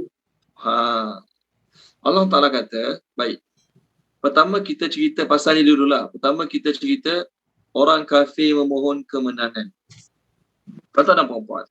Orang musyrikin Mekah, walaupun mereka semua berhala, tapi dalam masa yang sama mereka juga memohon kemenangan kepada Allah Ta'ala. Contoh, masa perang Badar, sebelum Abu Jahal ke Abu Lahab, saya tak tahu mana satu, tak ingat mana satu. Sebelum perang Badar, Abu Jahal ke Abu Lahab, sebelum mereka bertolak keluar daripada Mekah untuk lawan dengan Nabi kat Badar, seperangan Badar, mereka doa minta kemenangan pada Allah. Mereka doa minta kemenangan pada Allah. Tengok surah Al-Anfal. Surah Al-Anfal. Muka surat surah Al-Anfal. Saya cari jap. Muka surat ketiga surah Al-Anfal. Tolong baca dia Puan Siti Nulis boleh? Surah Al-Anfal. Muka surat 180. Yes, 180 ayat 19. 179. 179 ayat yang ke 19. Bismillahirrahmanirrahim. Jika kamu meminta keputusan, maka sesungguhnya keputusan telah datang kepadamu. Dan jika kamu berhenti memusuhi Rasul, maka itulah yang lebih baik bagimu. Dan jika kamu kembali, nescaya kami kembali memberi pertolongan. Dan pasukanmu tidak akan dapat menolak sedikit pun bahaya daripadamu, biarpun jumlahnya pasukan banyak. Sesungguhnya Allah bersama orang-orang yang beriman. Okey, sama lah ayat dia. Terima kasih Puan Siti Nulis. Ayat dia, in tastaftihu. Kalau kamu minta kemenangan, sesungguhnya telah datang kepada kamu kemenangan. Allah cakap pada orang kafir, awak nak menang ya. Dalam peperangan ni awak nak menang. Sesungguhnya telah datang pada awak kemenangan yang awak minta. Maksudnya kemenangan itu akan datang pada musuh awak, bukan pada awak. Okey, baik. Ni orang kafir minta kemenangan kepada Allah Ta'ala. Yahudi pernah juga. Yahudi, tuan-tuan dan puan-puan, sebelum Nabi datang ke Madinah, mereka minta kemenangan melalui perantaraan Nabi. Mereka doa ketika mana mereka berperang lawan Aus ataupun Khazraj, orang Yahudi. Mereka doa, Allahumma ansurna bin nabiyil mab'uthi akhir zaman. Ya Allah, bantulah kami mencapai kemenangan dengan perantaraan Nabi yang akan diutuskan pada akhir zaman. Tengok surah Al-Baqarah, muka surat 18 tak silap saya. Boleh jadi saya tersilap. Tolong baca dia Puan Suraya Haidar. Surah Al-Baqarah. Walamma ja'ahum kitabun min indillah. Muka surat 14, sorry. Muka surat 14 ayat yang ke-89. Ada ayat yastaftihuna kat situ. Saya baca ayat dia sekejap Puan Suraya. Walamma ja'ahum kitabun min indillah musaddiqun lima ma'ahum. Wa kanu min qablu yastaftihuna. They request victory. So yastaftihuna sama macam istaftahu kita sekarang. Tolong baca Puan Suraya Haidar ayat muka surat 14 ayat atas sekali. Dan setelah sampai kepada mereka kitab Al-Quran daripada Allah yang membenarkan apa yang ada pada mereka. Sedangkan sebelumnya mereka memohon kemenangan atas orang-orang kafir Ternyata setelah sampai kepada mereka apa yang telah mereka ketahui itu, mereka mengingkarinya, maka Allah melaknat orang-orang yang ingkar. Sangatlah buruk, Apa dia Puan Suraya? sangatlah buruk nak baca lagi tadi tu. Sangat buruk tu biar dulu. buruk. Sangat buruk biar dulu. Okey, terima kasih Puan Suraya. Sama. So satu ayat 89 tu. Orang Yahudi ni sebelum Nabi datang, mereka memohon kemenangan pada Allah untuk kalahkan orang kafir. Tapi lepas Nabi datang, mereka pula yang kafir. Jadi saya nak beritahu, ayat ni dua-dua boleh. Orang kafir pun minta kemenangan dengan Allah. Yang kedua, orang Islam pun minta kemenangan dengan Allah. Tuan-tuan dan puan-puan. Dalam ayat ni, saya nak tanya. Tadi kalau kita cakap istaftahu ni, mereka memohon kemenangan pada Allah, kita refer pada orang kafir. Saya dah cerita, orang kafir Yahudi baik dan musyrikin baik. Sekarang, ayat ni kita kata wastaftahu, mereka memohon kemenangan. Siapa mereka kat sini? Para nabi. Para nabi ni memohon kemenangan pada Allah Ta'ala. Ayat yang ke-13 tadi, Allah Ta'ala kata, saya ulang ayat 13 tadi, Allah Ta'ala kata, Allah telah mewahyukan pada para nabi, kami akan binasakan orang-orang zalim. Ayat 15, mereka memohon kemenangan pada Allah. Agak-agak apa soalan yang ditimbulkan dalam dua ayat? Siapa boleh cuba? Agak-agak apa? Allah dah beritahu, Allah akan binasakan orang zalim. Tapi Nabi ni masih lagi memohon kemenangan dengan Allah Ta'ala. Okey, saya nak sampaikan kat sini ialah para Nabi, walaupun Allah dah janji nak bagi kemenangan, tetap beritahu pada umat dia, nak ajar pada umat dia, jangan tinggal minta pada Allah, jangan tinggal doa pada Allah. Saya janji pada semua staff-staff saya, contohlah saya ada syarikat, saya ada staff-staff, saya janji pada staff-staff saya kata, hujung bulan ni, awak punya sale capai ke tak capai, target kita capai ke tak capai, hujung bulan ni, saya akan bagi bonus 3 bulan setiap seorang. Contoh. Saya janji. Tiba-tiba esok ada orang staff, salah seorang staff saya kata, bos, boleh tak ujung bulan ni bos bagi kita bonus 3 bulan? Apa perasaan saya masa tu? Tuan-tuan cuba jawab. Apa perasaan saya masa tu? Cuba jawab. Tak ada orang boleh jawab. Okey? Cuba jawab, salah tak apa tuan-tuan dan puan-puan. Saya takut saya cakap sorang-sorang. Lepas tu saya minta jawapan. Ya Ustaz, ulang. Ulang soalan Saya bos sebuah syarikat. Saya janji dengan staff-staff saya, hujung tahun ni bulan 12 saya akan bagi bonus 3 bulan gaji pada semua staff saya. Okey. Lepas pada tu, minggu depan datang salah seorang staff saya, dia jumpa saya, bos, boleh tak hujung tahun ni bos bagi bagi bonus pada kita orang 3 bulan gaji boleh? Apa perasaan saya pada dia? Marah. Perasaan kan dah cakap. Bukan. Yes. Marah. Betul apa dia? Apa dia buat zaman ni? Dia macam, kan dah cakap. Kan hari tu. Kalau bahasa kasar sikit, saya ni kasar sikit, saya kata apa? Kau ni tak faham bahasa ke? Kau ni tak faham bahasa ke? Tak cerdik. Tapi saya dah beritahu, saya nak bagi hujung tahun ni gaji 3 bulan, bonus 3 bulan gaji. Minta buat apa lagi? Betul? So dalam ayat ni apa relate dia? Kan Allah dah cakap tadi, Allah akan binasakan orang zalim. Bila Allah cakap Allah binasakan orang zalim, para Nabi mestilah menang. Bila Allah kata Allah akan binasakan orang zalim, Allah akan binasakan musuh-musuh, maknanya para Nabi confirm menang lah. So para Nabi dah confirm menang, minta lagi pada Allah, ya Allah berilah kemenangan, ya Allah berilah kemenangan. Kalau Allah tu macam saya tadi, Allah kata apa? Tak faham bahasa. Kan aku dah kata aku nak binasakan orang zalim, doa nak kemenangan apa lagi? Tu saya nak sampaikan. Tak, Allah bukan jenis macam saya, marah orang minta banyak kali. Saya marah lah pada staff tadi, tak faham bahasa. Aku kata dah bagi gaji, bagilah nanti minta apa lagi. Tak cerdik sungguh. Allah tak, walaupun dia janji nak bagi, tapi dia suka orang minta. Allah janji nak bagi, tapi Allah suka orang minta. Allah dah janji dengan para Nabi semua. Semua para Nabi tahu Allah akan bagi kemenangan. Nabi Muhammad ke, Nabi-Nabi lain ke, semua mereka tahu Allah akan bagi kemenangan. Tapi ayat kita sekarang, mereka memohon kemenangan. Tak faham bahasa, Allah nak bagi kemenangan, minta kemenangan apa lagi? Tak, Allah nak ajar kita, Para Nabi nak ajar kita, jangan berhenti meminta pada Allah. Manusia, ya. Orang minta banyak kali sekabut. Okay? Kita dah janji dengan isteri, nak bagi hadiah yang dia minta hari jadi dia. Dia nak cakap lagi, jangan lupa hari jadi saya, jangan lupa hari jadi dia. Ya, saya tahulah menyampah kita kadang-kadang. Contoh, ni sekadar contoh, bukan suruh buat je. Tapi Allah Ta'ala tak. Walaupun dia janji nak bagi, kita minta, Allah Ta'ala lagi. Contoh satu ayat terakhir surah Al-Baqarah. Kalau baca Puan Maisarah, ayat terakhir surah Al-Baqarah.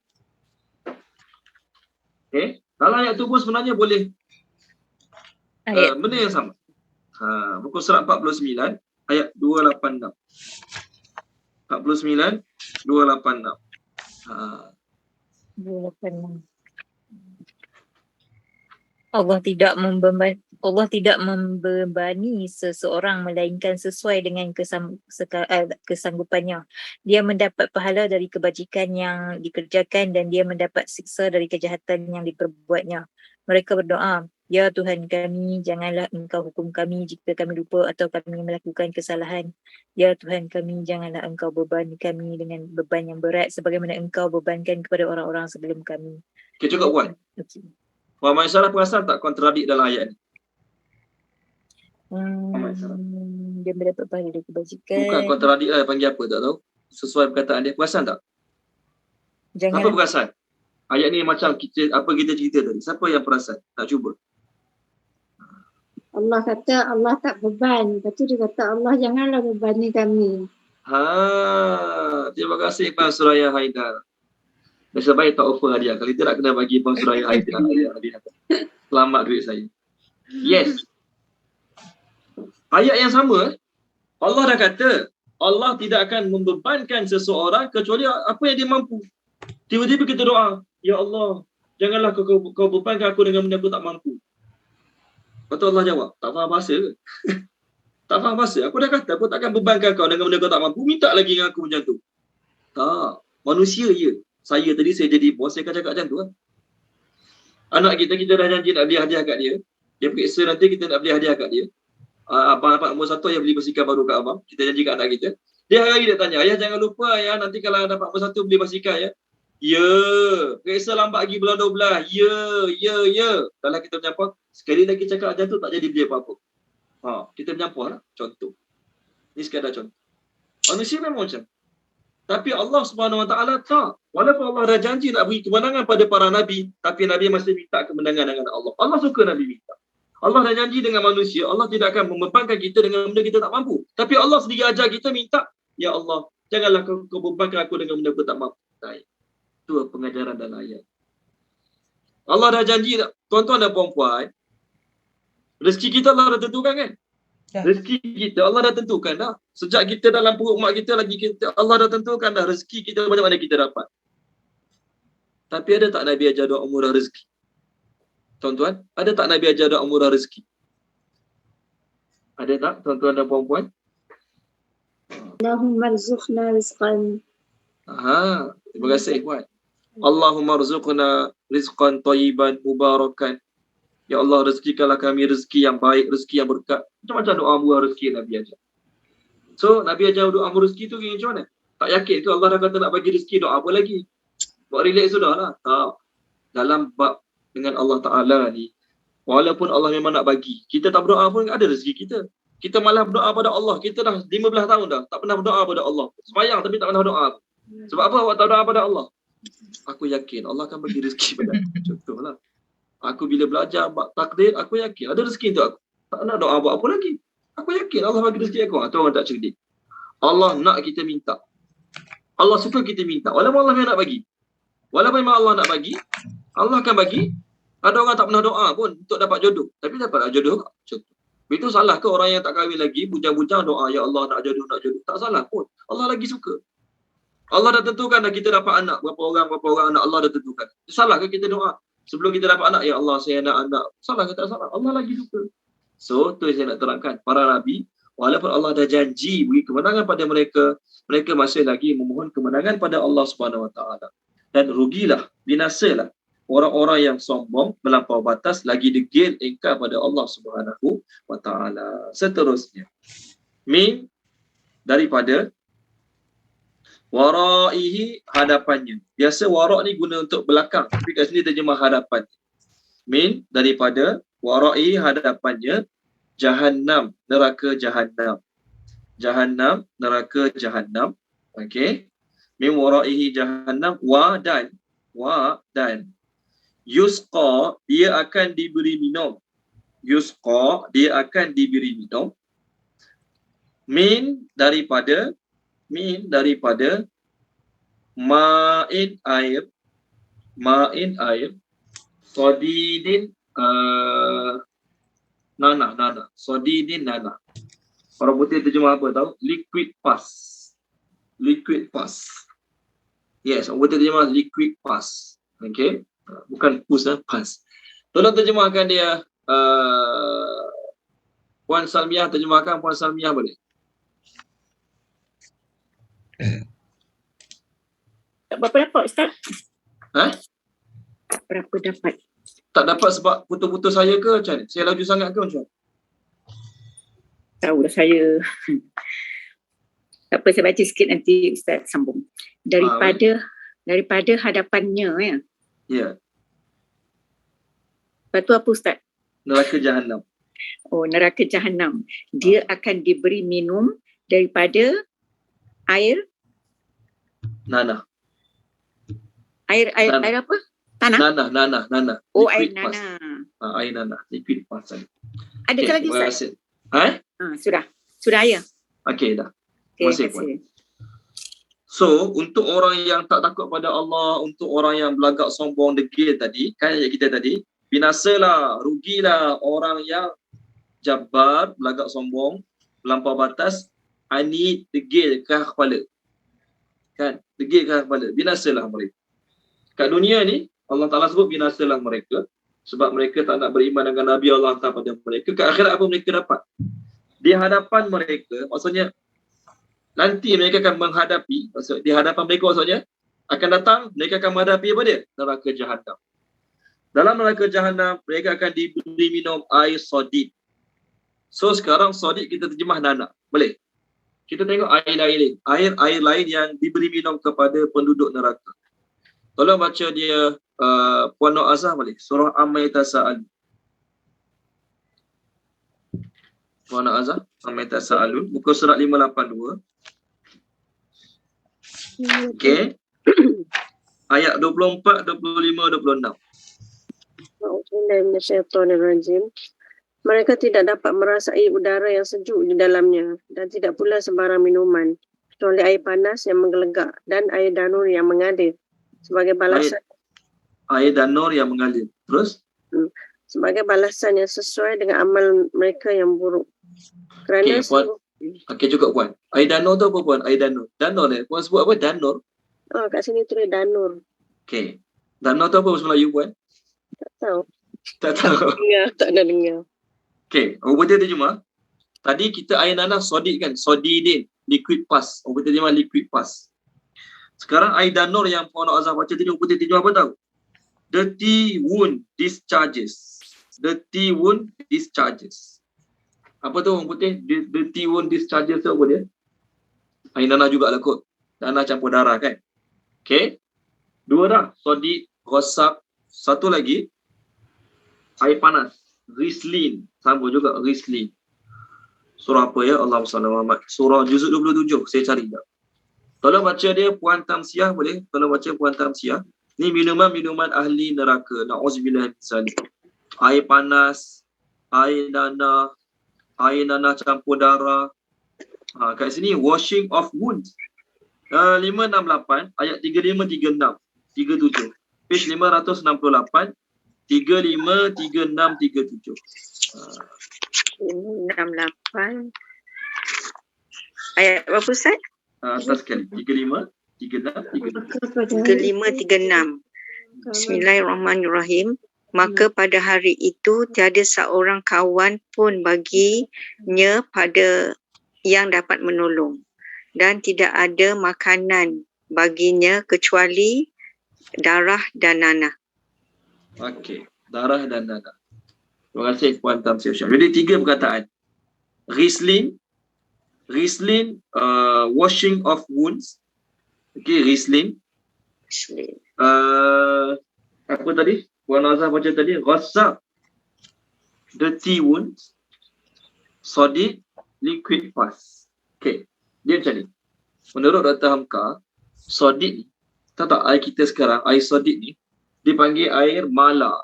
Pernah dengar tak air mala, air mala? Siapa pernah dengar? Bahasa Melayu lama, air mala, air mala. Siapa tahu? Siapa pernah dengar? Tak pernah dengar Air mala. Pernah dengar tak air mala? Tak. Tak pernah Air mala ni adalah air yang keluar daripada buah yang dibiar lama. Kita beli pisang, kita biar atas meja. Bukan boleh reti, biar atas meja pisang. Lama-lama pisang tu akan buruk dan keluar air. Tak kisahlah buat apa pun. Pisang tu buruk, keluar air. Jadi air yang keluar tu namanya air mala menurut bahasa Indonesia. So air Sodiq menurut Dr. Hamka, air Sodiq ni ialah, tahu tak air apa? Air yang keluar daripada badan mayat. Mayat, kita biarlah mayat tu. Mayat tu kita biar. Kita tak letak dalam peti sejuk buku. Mayat tu kita tak kebumikan. Kita biar je atas meja, atas katil. Mayat tu kita biar. Sebelum mayat tu mereput, tuan-tuan dan puan-puan, dia akan keluar air pada badan dia. Keluar air daripada celah-celah kulit dia.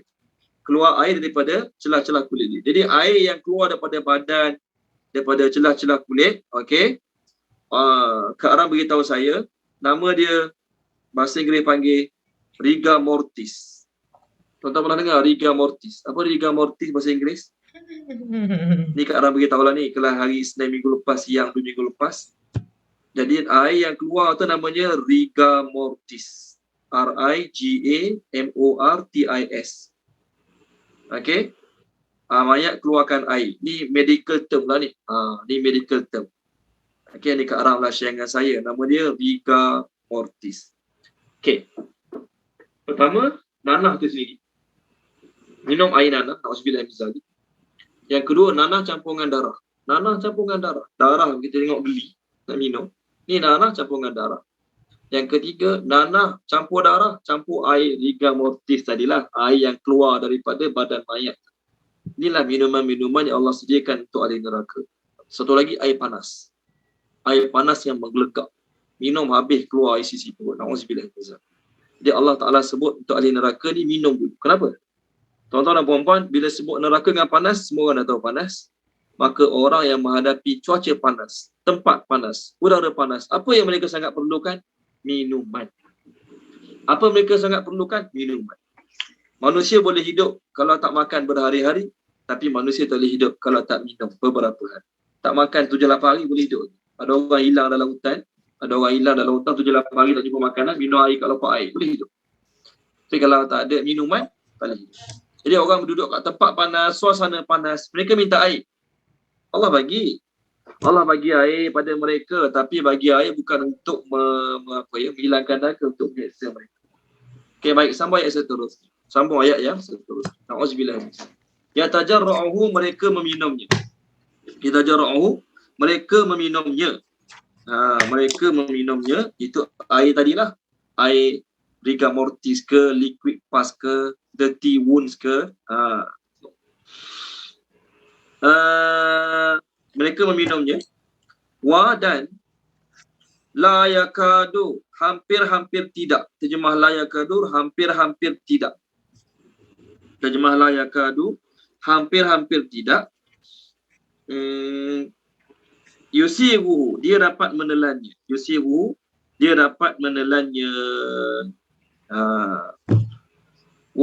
Dan yaktihi, datang kepadanya. Al-mautu, kematian. Kita terjemah sebab-sebab kematian. Al-mautu, kematian. Jadi kita terjemah sebab-sebab kematian. Boleh?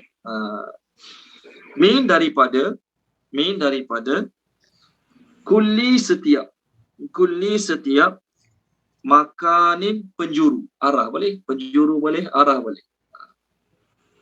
Makanin, penjuru, ataupun makanin, arah. Dua-dua boleh, tak jadi masalah. Datang daripadanya penjuru ataupun arah. Dan ma tidaklah Huwa dia bi dengan mayitin mati. Maksudnya datang pada dia sebab kematian setiap orang, tapi dia tak mati-mati. Itu maksud ayat ni. Wa dan min daripada waraihi hadapannya azabun azab ghaliz yang berat. Tuan-tuan dan puan-puan, daripada perkataan ghaliz ni keluar perkataan apa tahu? Mughallazah. Kita biasa dengar kan Najib mughallazah. Itulah perkataan dia, ghaliz yang berat. Okey, tolong terjemahkan dia. Tuan Haji Izali terjemahkan boleh ayat kita sekarang, ayat terakhir kita insya-Allah malam ni. Boleh, Ustaz. Mereka meminumnya dan hampir-hampir tidak dia dapat menelannya, dan datang kepadanya sebab-sebab kematian daripada setiap penjuru, dan tidaklah dia dengan mati, dan daripada hadapannya azab yang berat. Okey, terima kasih Tuan Haji Izali. Lapar sangat, dahaga sangat. Tak ada air dah, tu je air ada. Tuan-tuan, kita sanggup tak minum air lopak? Air dalam lopak, air seluk tu, air seluk ada lopak, ada air, ada lopak air, sanggup tak minum? Tak sanggup minum. Sebab kita ada banyak lagi air bersih. Tapi kalau kita duduk kat tempat yang tak ada air langsung, tu je air ada. Daripada mati, pantai je lah. Daripada mati, minum je lah. Daripada mati. Kan? Binatang-binatang pun sama lah juga. Kalau ada pilihan air bersih, minum air bersih. Tapi dah tak ada air bersih, apa air ada tepi jalan, dalam lopak-lopak, pantai je lah. Ahli neraka pun sama juga. Ahli neraka tuan-tuan dan puan-puan, mereka duduk tempat panas, dahaga. Allah bagi air tadilah. Air nanah, air darah, air panas, air keluar pada badan mayat tu. Mereka meminumnya. Hampir-hampir mereka tak dapat telan. Minum, panas, dah lah panas, lepas tu geli pula tu. Okey, tuan-tuan dan puan-puan, dalam sebuah hadis. Okey, sorry, saya lupa nak terangkan tadi. Ma'in sodid tadi, kan tadi saya beritahu ma'in sodid kan. Ma'in sodid ni menurut Imam Mujahid dan juga Ikrimah, beliau berkata, ma'in sodid ni adalah cairan yang berasal daripada nanah dan bercampur dengan darah. Ini pendapat dia. Manakala Qatadah kata dia adalah cairan yang mengalir daripada daging dan kulit. Inilah dia panggil yang saya sebut tadi tu. Air mala tadi tu. Riwayat yang lain pula Qatadah kata, sodid adalah cairan yang keluar daripada perut orang kafir yang sudah bercampur dengan nanah dan darah. Cairan yang keluar daripada perut orang kafir yang campur dengan nanah dengan darah, cairan itulah yang akan diminum oleh penduduk-penduduk neraka. Na'udzubillah min zalik. Ini pendapat-pendapat imam mengenai, ini pendapat-pendapat para ulama mengenai air-air yang dalam neraka tersebut. Okey. Mereka oleh kerana dah tak ada pilihan, minum jugalah. Tengah-tengah minum, nak togok, tak jadi nak togok. Sebab terlalu panas yang pertama. Yang kedua, air tersebut jelek. Orang Indonesia terjemah jelek lah, kotor. Minum tu bukan sebab nak berseronok-seronok, tapi minum sebab dah tak ada apa nak minum. Itu je lah mereka boleh minum. Itu je lah yang mereka boleh minum. Jadi tuan-tuan dan puan-puan, ada satu hadis saya nak share pada tuan-tuan dan puan hadis. Saya akan share, boleh? Ada orang jadi host ni. Puan Izawani, buat saya jadi host boleh? Saya tak boleh nak share. Host disabled participant screen sharing. Saya mungkin tadi Puan Izawani tak jadikan saya host balik. Lupa nak suruh. Boleh tak Puan Izawani buat saya jadi host? Tadi tak boleh, Ustaz. So sekarang siapa host? Jadi Puan Izawani tekan participant. Boleh tak? Participant. Okey. Pergi kat nama saya make host. Boleh? Tak ada pilihan tu. Ada, kalau saya kan dia keluar pin je. Okey, maknanya orang lain jadi host lah sekarang. Saya pun tak tahu siapa host sekarang. Tadi nampak macam Tuan Izali tadi. Ya. Tuan Haji Aziz ni. Tuan Haji Aziz ada host sekarang. Tuan Haji Aziz. Ya Ustaz. Ya. Tuan Haji Aziz jadi host sekarang. Tak tahulah macam dia terjadi host. Boleh tak pergi kat participant. Kat participant ada kat skrin kat participant kan. Pergi kat situ. Tekan nama saya, make host. Ya. Tekan. Okey, tekan nama saya, lepas tu dia ada pilihan kan. Pilih make host. Dah. Okey. Ustaz, buat dah masuk. Okey, pergi kat nama saya. Okey. Lepas tu dia ada pilihan, betul? Tekan make host. Make host. Tekan. Okey. Sekejap. Make host, okey. Dah. Okey, tekan. Dah Okey. Okey, dah. Yes, saya host sekarang. Terima kasih Tuan Haji Aziz. Bila cerita keluar tadi, dia orang lain jadi automatik lah biasa. Okey, baik. Saya akan share hadis ni mengenai orang dalam neraka. Na'udzubillah min zalik. Okey. Okey, nampak hadis ni kat skrin semua sahabat-sahabat? Nampak ke? Nampak. Okey. Daripada Imam Ahmad, daripada Abu Umamah radhiyallahu anhu, Nabi SAW bersabda mengenai ayat ni lah. Tentang ayat kita sekarang. Wa yusqa mimma in sadid yatajarra'u. Okey. Maka Nabi SAW bersabda, yaqrabu ilaihi fayatakarrahu. Ia mendekati air tersebut tapi dia membencinya. Tak suka lah tengok nanah, darah, air badan mayat. Siapa nak? Faiza adna minhu syawa wajuhu. Tapi bila duduk dekat dengan air tersebut, panasnya air tersebut menyebabkan terbakarlah wajahnya. Habis terbakar wajah ni. Sampai waqa'at farwatu ra'sihi, terbuka, tergelupah kulit kepala ni. Kulit kepala tergelupah, tak tahu jadi macam mana nak tunjuk. Sebab apa? Panas dengan air tersebut. Fa idza syaribahu, air tu panas, tengok pun geli, panas sangat, tapi dah tak ada air dah. Hentam sajalah. Apabila dia minum air tersebut, qata'a am'a'uhu hatta yakhruja min duburi. Na'udzubillah min zalik. Bila dia minum air tersebut, minum juga, terpaksa minum, tak ada pilihan, usus mereka akan terpotong-potong sampai terkeluar daripada duburnya. Na'udzubillah min zalik. Ini bencana air dalam neraka Allah Subhanahu wa ta'ala. Allah bagi pada siapa ni? Pada orang kafir yang belagak sombong tadi. Allah bagi pada orang kafir yang belagak sombong tadi. Bila Allah bagi pada mereka, mereka kalau boleh tak nak minum. Tapi dah tak ada apa dah nak minum, hitam saja. Okey, baik. Tolong baca dia boleh. Tuan Haji Aziz. Okey, Tuan Haji Aziz tolong baca boleh? Surah Muhammad. Boleh tak surah Muhammad? Ayat ni menguatkan hadis yang saya share kat skrin tadi lah. Ayat dalam surah Muhammad ni tadi menguatkan hadis yang saya share kat skrin. Muka surat, saya cari je muka surat dia. Surah Muhammad 508. 508 Tuan Haji Aziz, ayat yang ke-15. 508 ayat 15.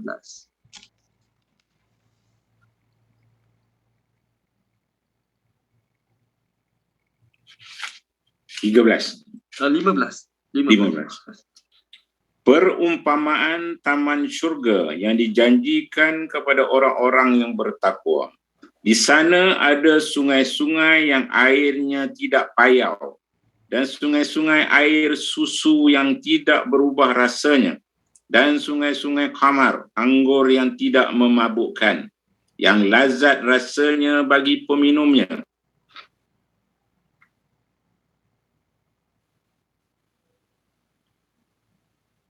Hilang. Samakah mereka dengan orang-orang yang kekal dalam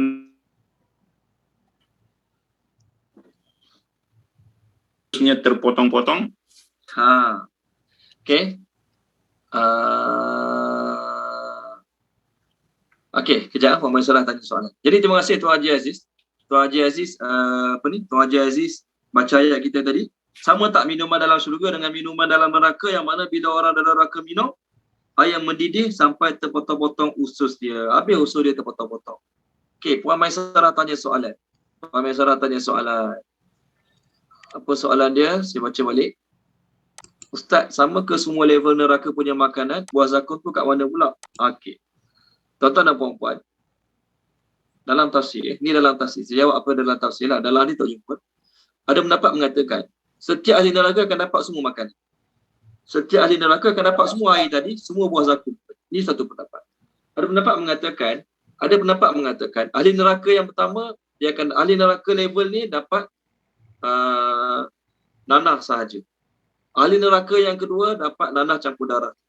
Ahli neraka yang lain, level-level neraka yang lain dapat nanah campur darah, campur air mayat. Jadi oleh kerana berbeza-beza air minuman dalam neraka, maka dia mengatakan air tersebut berbeza pada tingkatan neraka masing-masing. Buah zakum. Buah zakum ni, Puan Maisarah yang tanya saya soalan buah zakum. Buah zakum ni bukan kategori air, kategori makanan. Kategori makanan dalam neraka buah zakum.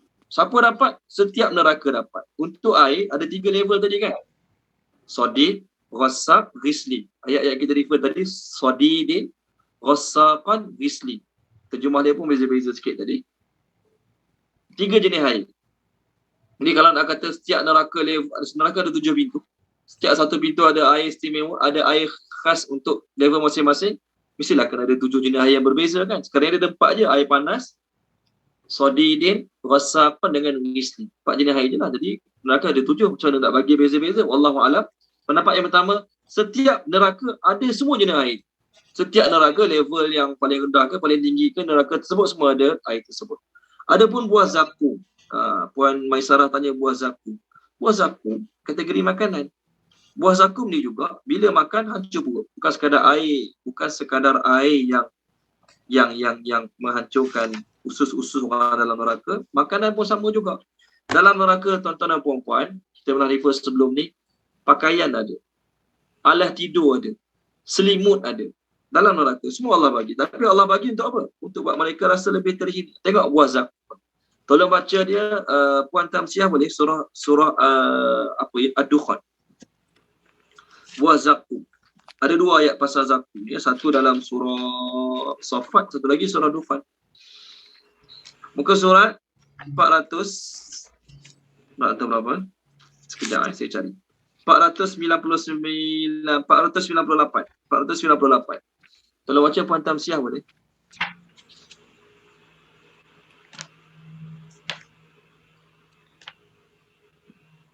Ada Puan Tamsiah Syuaib ada? Ustaz. Okey. Muka surat 498 ayat 43 sampailah ayat 46. 43 sampai 46. Yes. 43 sampai 46. Bismillahirrahmanirrahim. Sesungguhnya pohon zakum itu makanan bagi orang yang banyak dosa. Seperti lelehan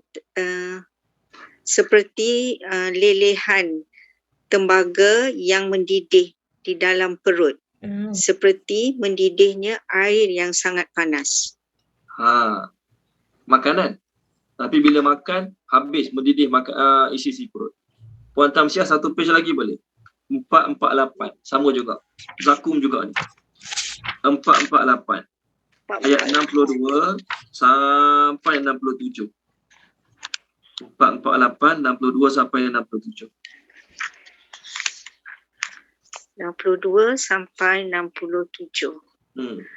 Bismillahirrahmanirrahim. Apakah makanan syurga itu? Hidangan yang lebih baik ataupun pohon zakum? Sesungguhnya kami jadikan pohon zakum sebagai azab bagi orang-orang zalim. Dia adalah pohon yang keluar daripada dasar neraka jahim. Mayangnya seperti kepala-kepala syaitan. Sesungguhnya mereka benar-benar memakan sebahagian daripadanya, buah pohon itu, dan mereka memenuhi perut mereka dengan buahnya, zakum. Okay, terima kasih Puan. Cukup. So, Puan Maisarah, zakum tu makanan. Makanan. Sama je function dia dengan air tadi, menghancurkan, menyakitkan orang yang makan dan minum. Mereka kalau boleh tak nak. Tapi itu je ada. Waktu Allah bagi, bukan sebab nak tunaikan permintaan mereka, Allah bagi untuk buat mereka lagi hina, lagi seksa. Lagi hina, lagi seksa. Tolong baca Puan Siti Nolis. Puan Siti Nolis, tolong baca boleh Puan Siti Nolis. Muka surat 297 ayat 29. 297 ayat 29. 29 surah Kahfi. Bismillahirrahmanirrahim. Ayat 29 ya? Ya, betul. Dan katakanlah Muhammad, kebenaran itu datangnya daripada Tuhanmu. Barang siapa menghendaki beriman, hendaklah dia beriman, dan barang siapa menghendaki kafir, biarlah dia kafir. Sesungguhnya kami telah menyediakan neraka bagi orang yang zalim, yang gejolaknya mengepung mereka. Jika mereka meminta pertolongan, minum, mereka akan diberi air seperti besi yang mendidih yang menghanguskan wajah. Itulah minuman yang paling buruk dan tempat istirahat yang paling jelek. Nak air, minta tolong nak air Allah bagi. Tapi air itu seperti mana besi yang mendidih yang menghanguskan. Na'udzubillah. Okey. Sedikit lagi saya nak terang pasal ayat tak kita tadi. Allah kata orang dalam neraka ni sebab kematian datang daripada segala arah. Kok depan, kok belakang, kok kiri, kok kanan, semua tu sebab kematian. Kat dunia ni api tu tak payah datang kiri kanan depan belakang. Datang pada satu arah dah cukup kita mati. Api yang panas tahap dalam neraka tu datang daripada satu arah. Datang belah depan saja dah cukup tu buat kita mati. Tapi dalam syurga, api panas yang diorang rasa tu kok depan, belakang, kiri, kanan, atas, bawah, semua rasa panas. Tapi tak mati-mati. Sebab kalau mati tak rasa azab lah. Allah buat mereka tak mati dan tak rasa azab. Tapi itu Ustaz dalam surah Al-A'la Allah kata tak mati tak hidup. Macam mana? Tolong baca dia boleh. Puan Nur Azhar, tolong baca Puan Nur Azhar. Summa la yamutu fiha wa la yahya. 591 ayat 11, 12, 13. Bawah, surah bawah, bukan surah atas. 591 11, 12, 13. Auzubillahiminasyaitonirrajim. Dan orang yang celaka, yakni kafir, akan menjauhinya, iaitu orang yang akan memasuki api yang besar. Selanjutnya dia di sana tidak akan mati namun tidak pula hidup. Sesungguhnya. Okey, cukup buat. Jadi orang dalam neraka nak panggil apa? Tak mati tak hidup. Untuk dalam syurga, Allah kata hidup tak mati-mati. Senanglah. Allah cakap pada ahli syurga, ya ahlal jannah, innalakum antahyau fala tamutu abadan. Wahai ahli syurga, kamu akan sentiasa hidup tak mati-mati. Kamu akan sentiasa muda tak tua-tua. Kamu akan sentiasa sihat tak sakit-sakit. Kamu akan sentiasa beroleh nikmat tak jemu-jemu. Itu dalam syurga, hadis mengenai syurga. Tapi itu orang dalam neraka, ayat kita sekarang, tak mati. Ayat yang Puan Azhar baca, Puan Nur Azhar baca, tak hidup. Jadi nak panggil apa? Istilah pun nak panggil orang mati tak hidup ni. Tuan-tuan, siapa nak cuba jawab? Apa istilah sesuai nak kita bagi nama untuk orang yang tak mati dan tak hidup?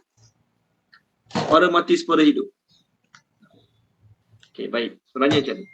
Ayat yang Puan Nur Azhar baca tu, mereka tidak mati dan tidak juga hidup, maksudnya macam ni. Mereka tak mati, tetapi mereka tak macam orang hidup. Mereka hidup. Mereka tak mati, itu mereka hidup. Mereka takkan mati. Orang kafir kena dera macam mana pun dalam neraka takkan mati. Hidup, ya hidup. Tapi cakap tak hidup. Maksud tak hidup ialah mereka hidup tapi tak macam orang hidup. Orang hidup ada masa boleh relax. Orang hidup ada masa boleh borak dengan orang sebelah. Ada masa boleh bergelak tahu. Ada masa setusah mana pun hidup dia. Ada masa dia tenang. Ada masa boleh tidur. Ada masa boleh rehat. Orang hidup. Walaupun dia orang miskin, tapi ada masa boleh tidur. Buah jambatan boleh tidur. Orang miskin. Bawa tempat-tempat stesen simpan boleh tidur, dia miskin boleh tidur juga. Itu orang hidup. Tapi orang dalam neraka, walaupun dia hidup, tidak ada satu saat pun dia dapat berehat daripada azab. Itu maksud ayat ni. Tuan-tuan, ada orang dia ada suami tapi suami pemalas. Dia ada suami tapi suami malas kerja. Dah lah malas kerja, kat rumah pun malas buat kerja juga. Bangun tidur, makan, tidur balik, main telefon. Itu kerja suami dia. Jadi orang cakap apa? Dia ni ada suami ke tak ada? Ada suami. Tapi semua benda dia buat. Hantar anak sekolah, ambil anak sekolah, pergi pasar, beli barang, buat tu, buat ni, semua dia buat. Jadi orang cakap, dia ni ada suami ke tak ada? Ada. Macam tak ada suami je. Maksudnya, suaminya ada tapi tak boleh guna langsung. Tak ada guna langsung. Contoh. Sama lah juga orang dalam neraka mati ke hidup? Hidup. Itu yang ayat Puan Azhar baca tak hidup. Maksud tak hidup adalah tak macam orang hidup. Sebab setiap saat dia akan merasa sakit yang tidak ada henti. Kat dunia ni walaupun waktu sakit, ada masa dia rehat sekejap boleh tidur juga. Dia sakit apa sajalah, dia kanser ke apa, ada masa boleh tidur, tertidur juga dia. Tahan sakit, tertidur juga. Jadi masa dia tidur tu tak rasa sakit, mungkin lepas 10 minit terbangun sebab sakit. At least dah tertidur juga 10 minit. Orang dalam neraka langsung tak. Okey, berhenti sini dulu, kita sambung minggu depan insya-Allah. Apa yang baik pada Allah Subhanahu Wa Taala, apa yang tak baik daripada kekurangan kelemahan saya, minta maaf kepada tuan-tuan, minta kepada Allah Subhanahu Wa Taala. Bismillahirrahmanirrahim. Subhanallah wa bihamdi, subhanakallahumma wa bihamdika, asyhadu an la ilaha illa anta, astaghfiruka wa atubu ilaik.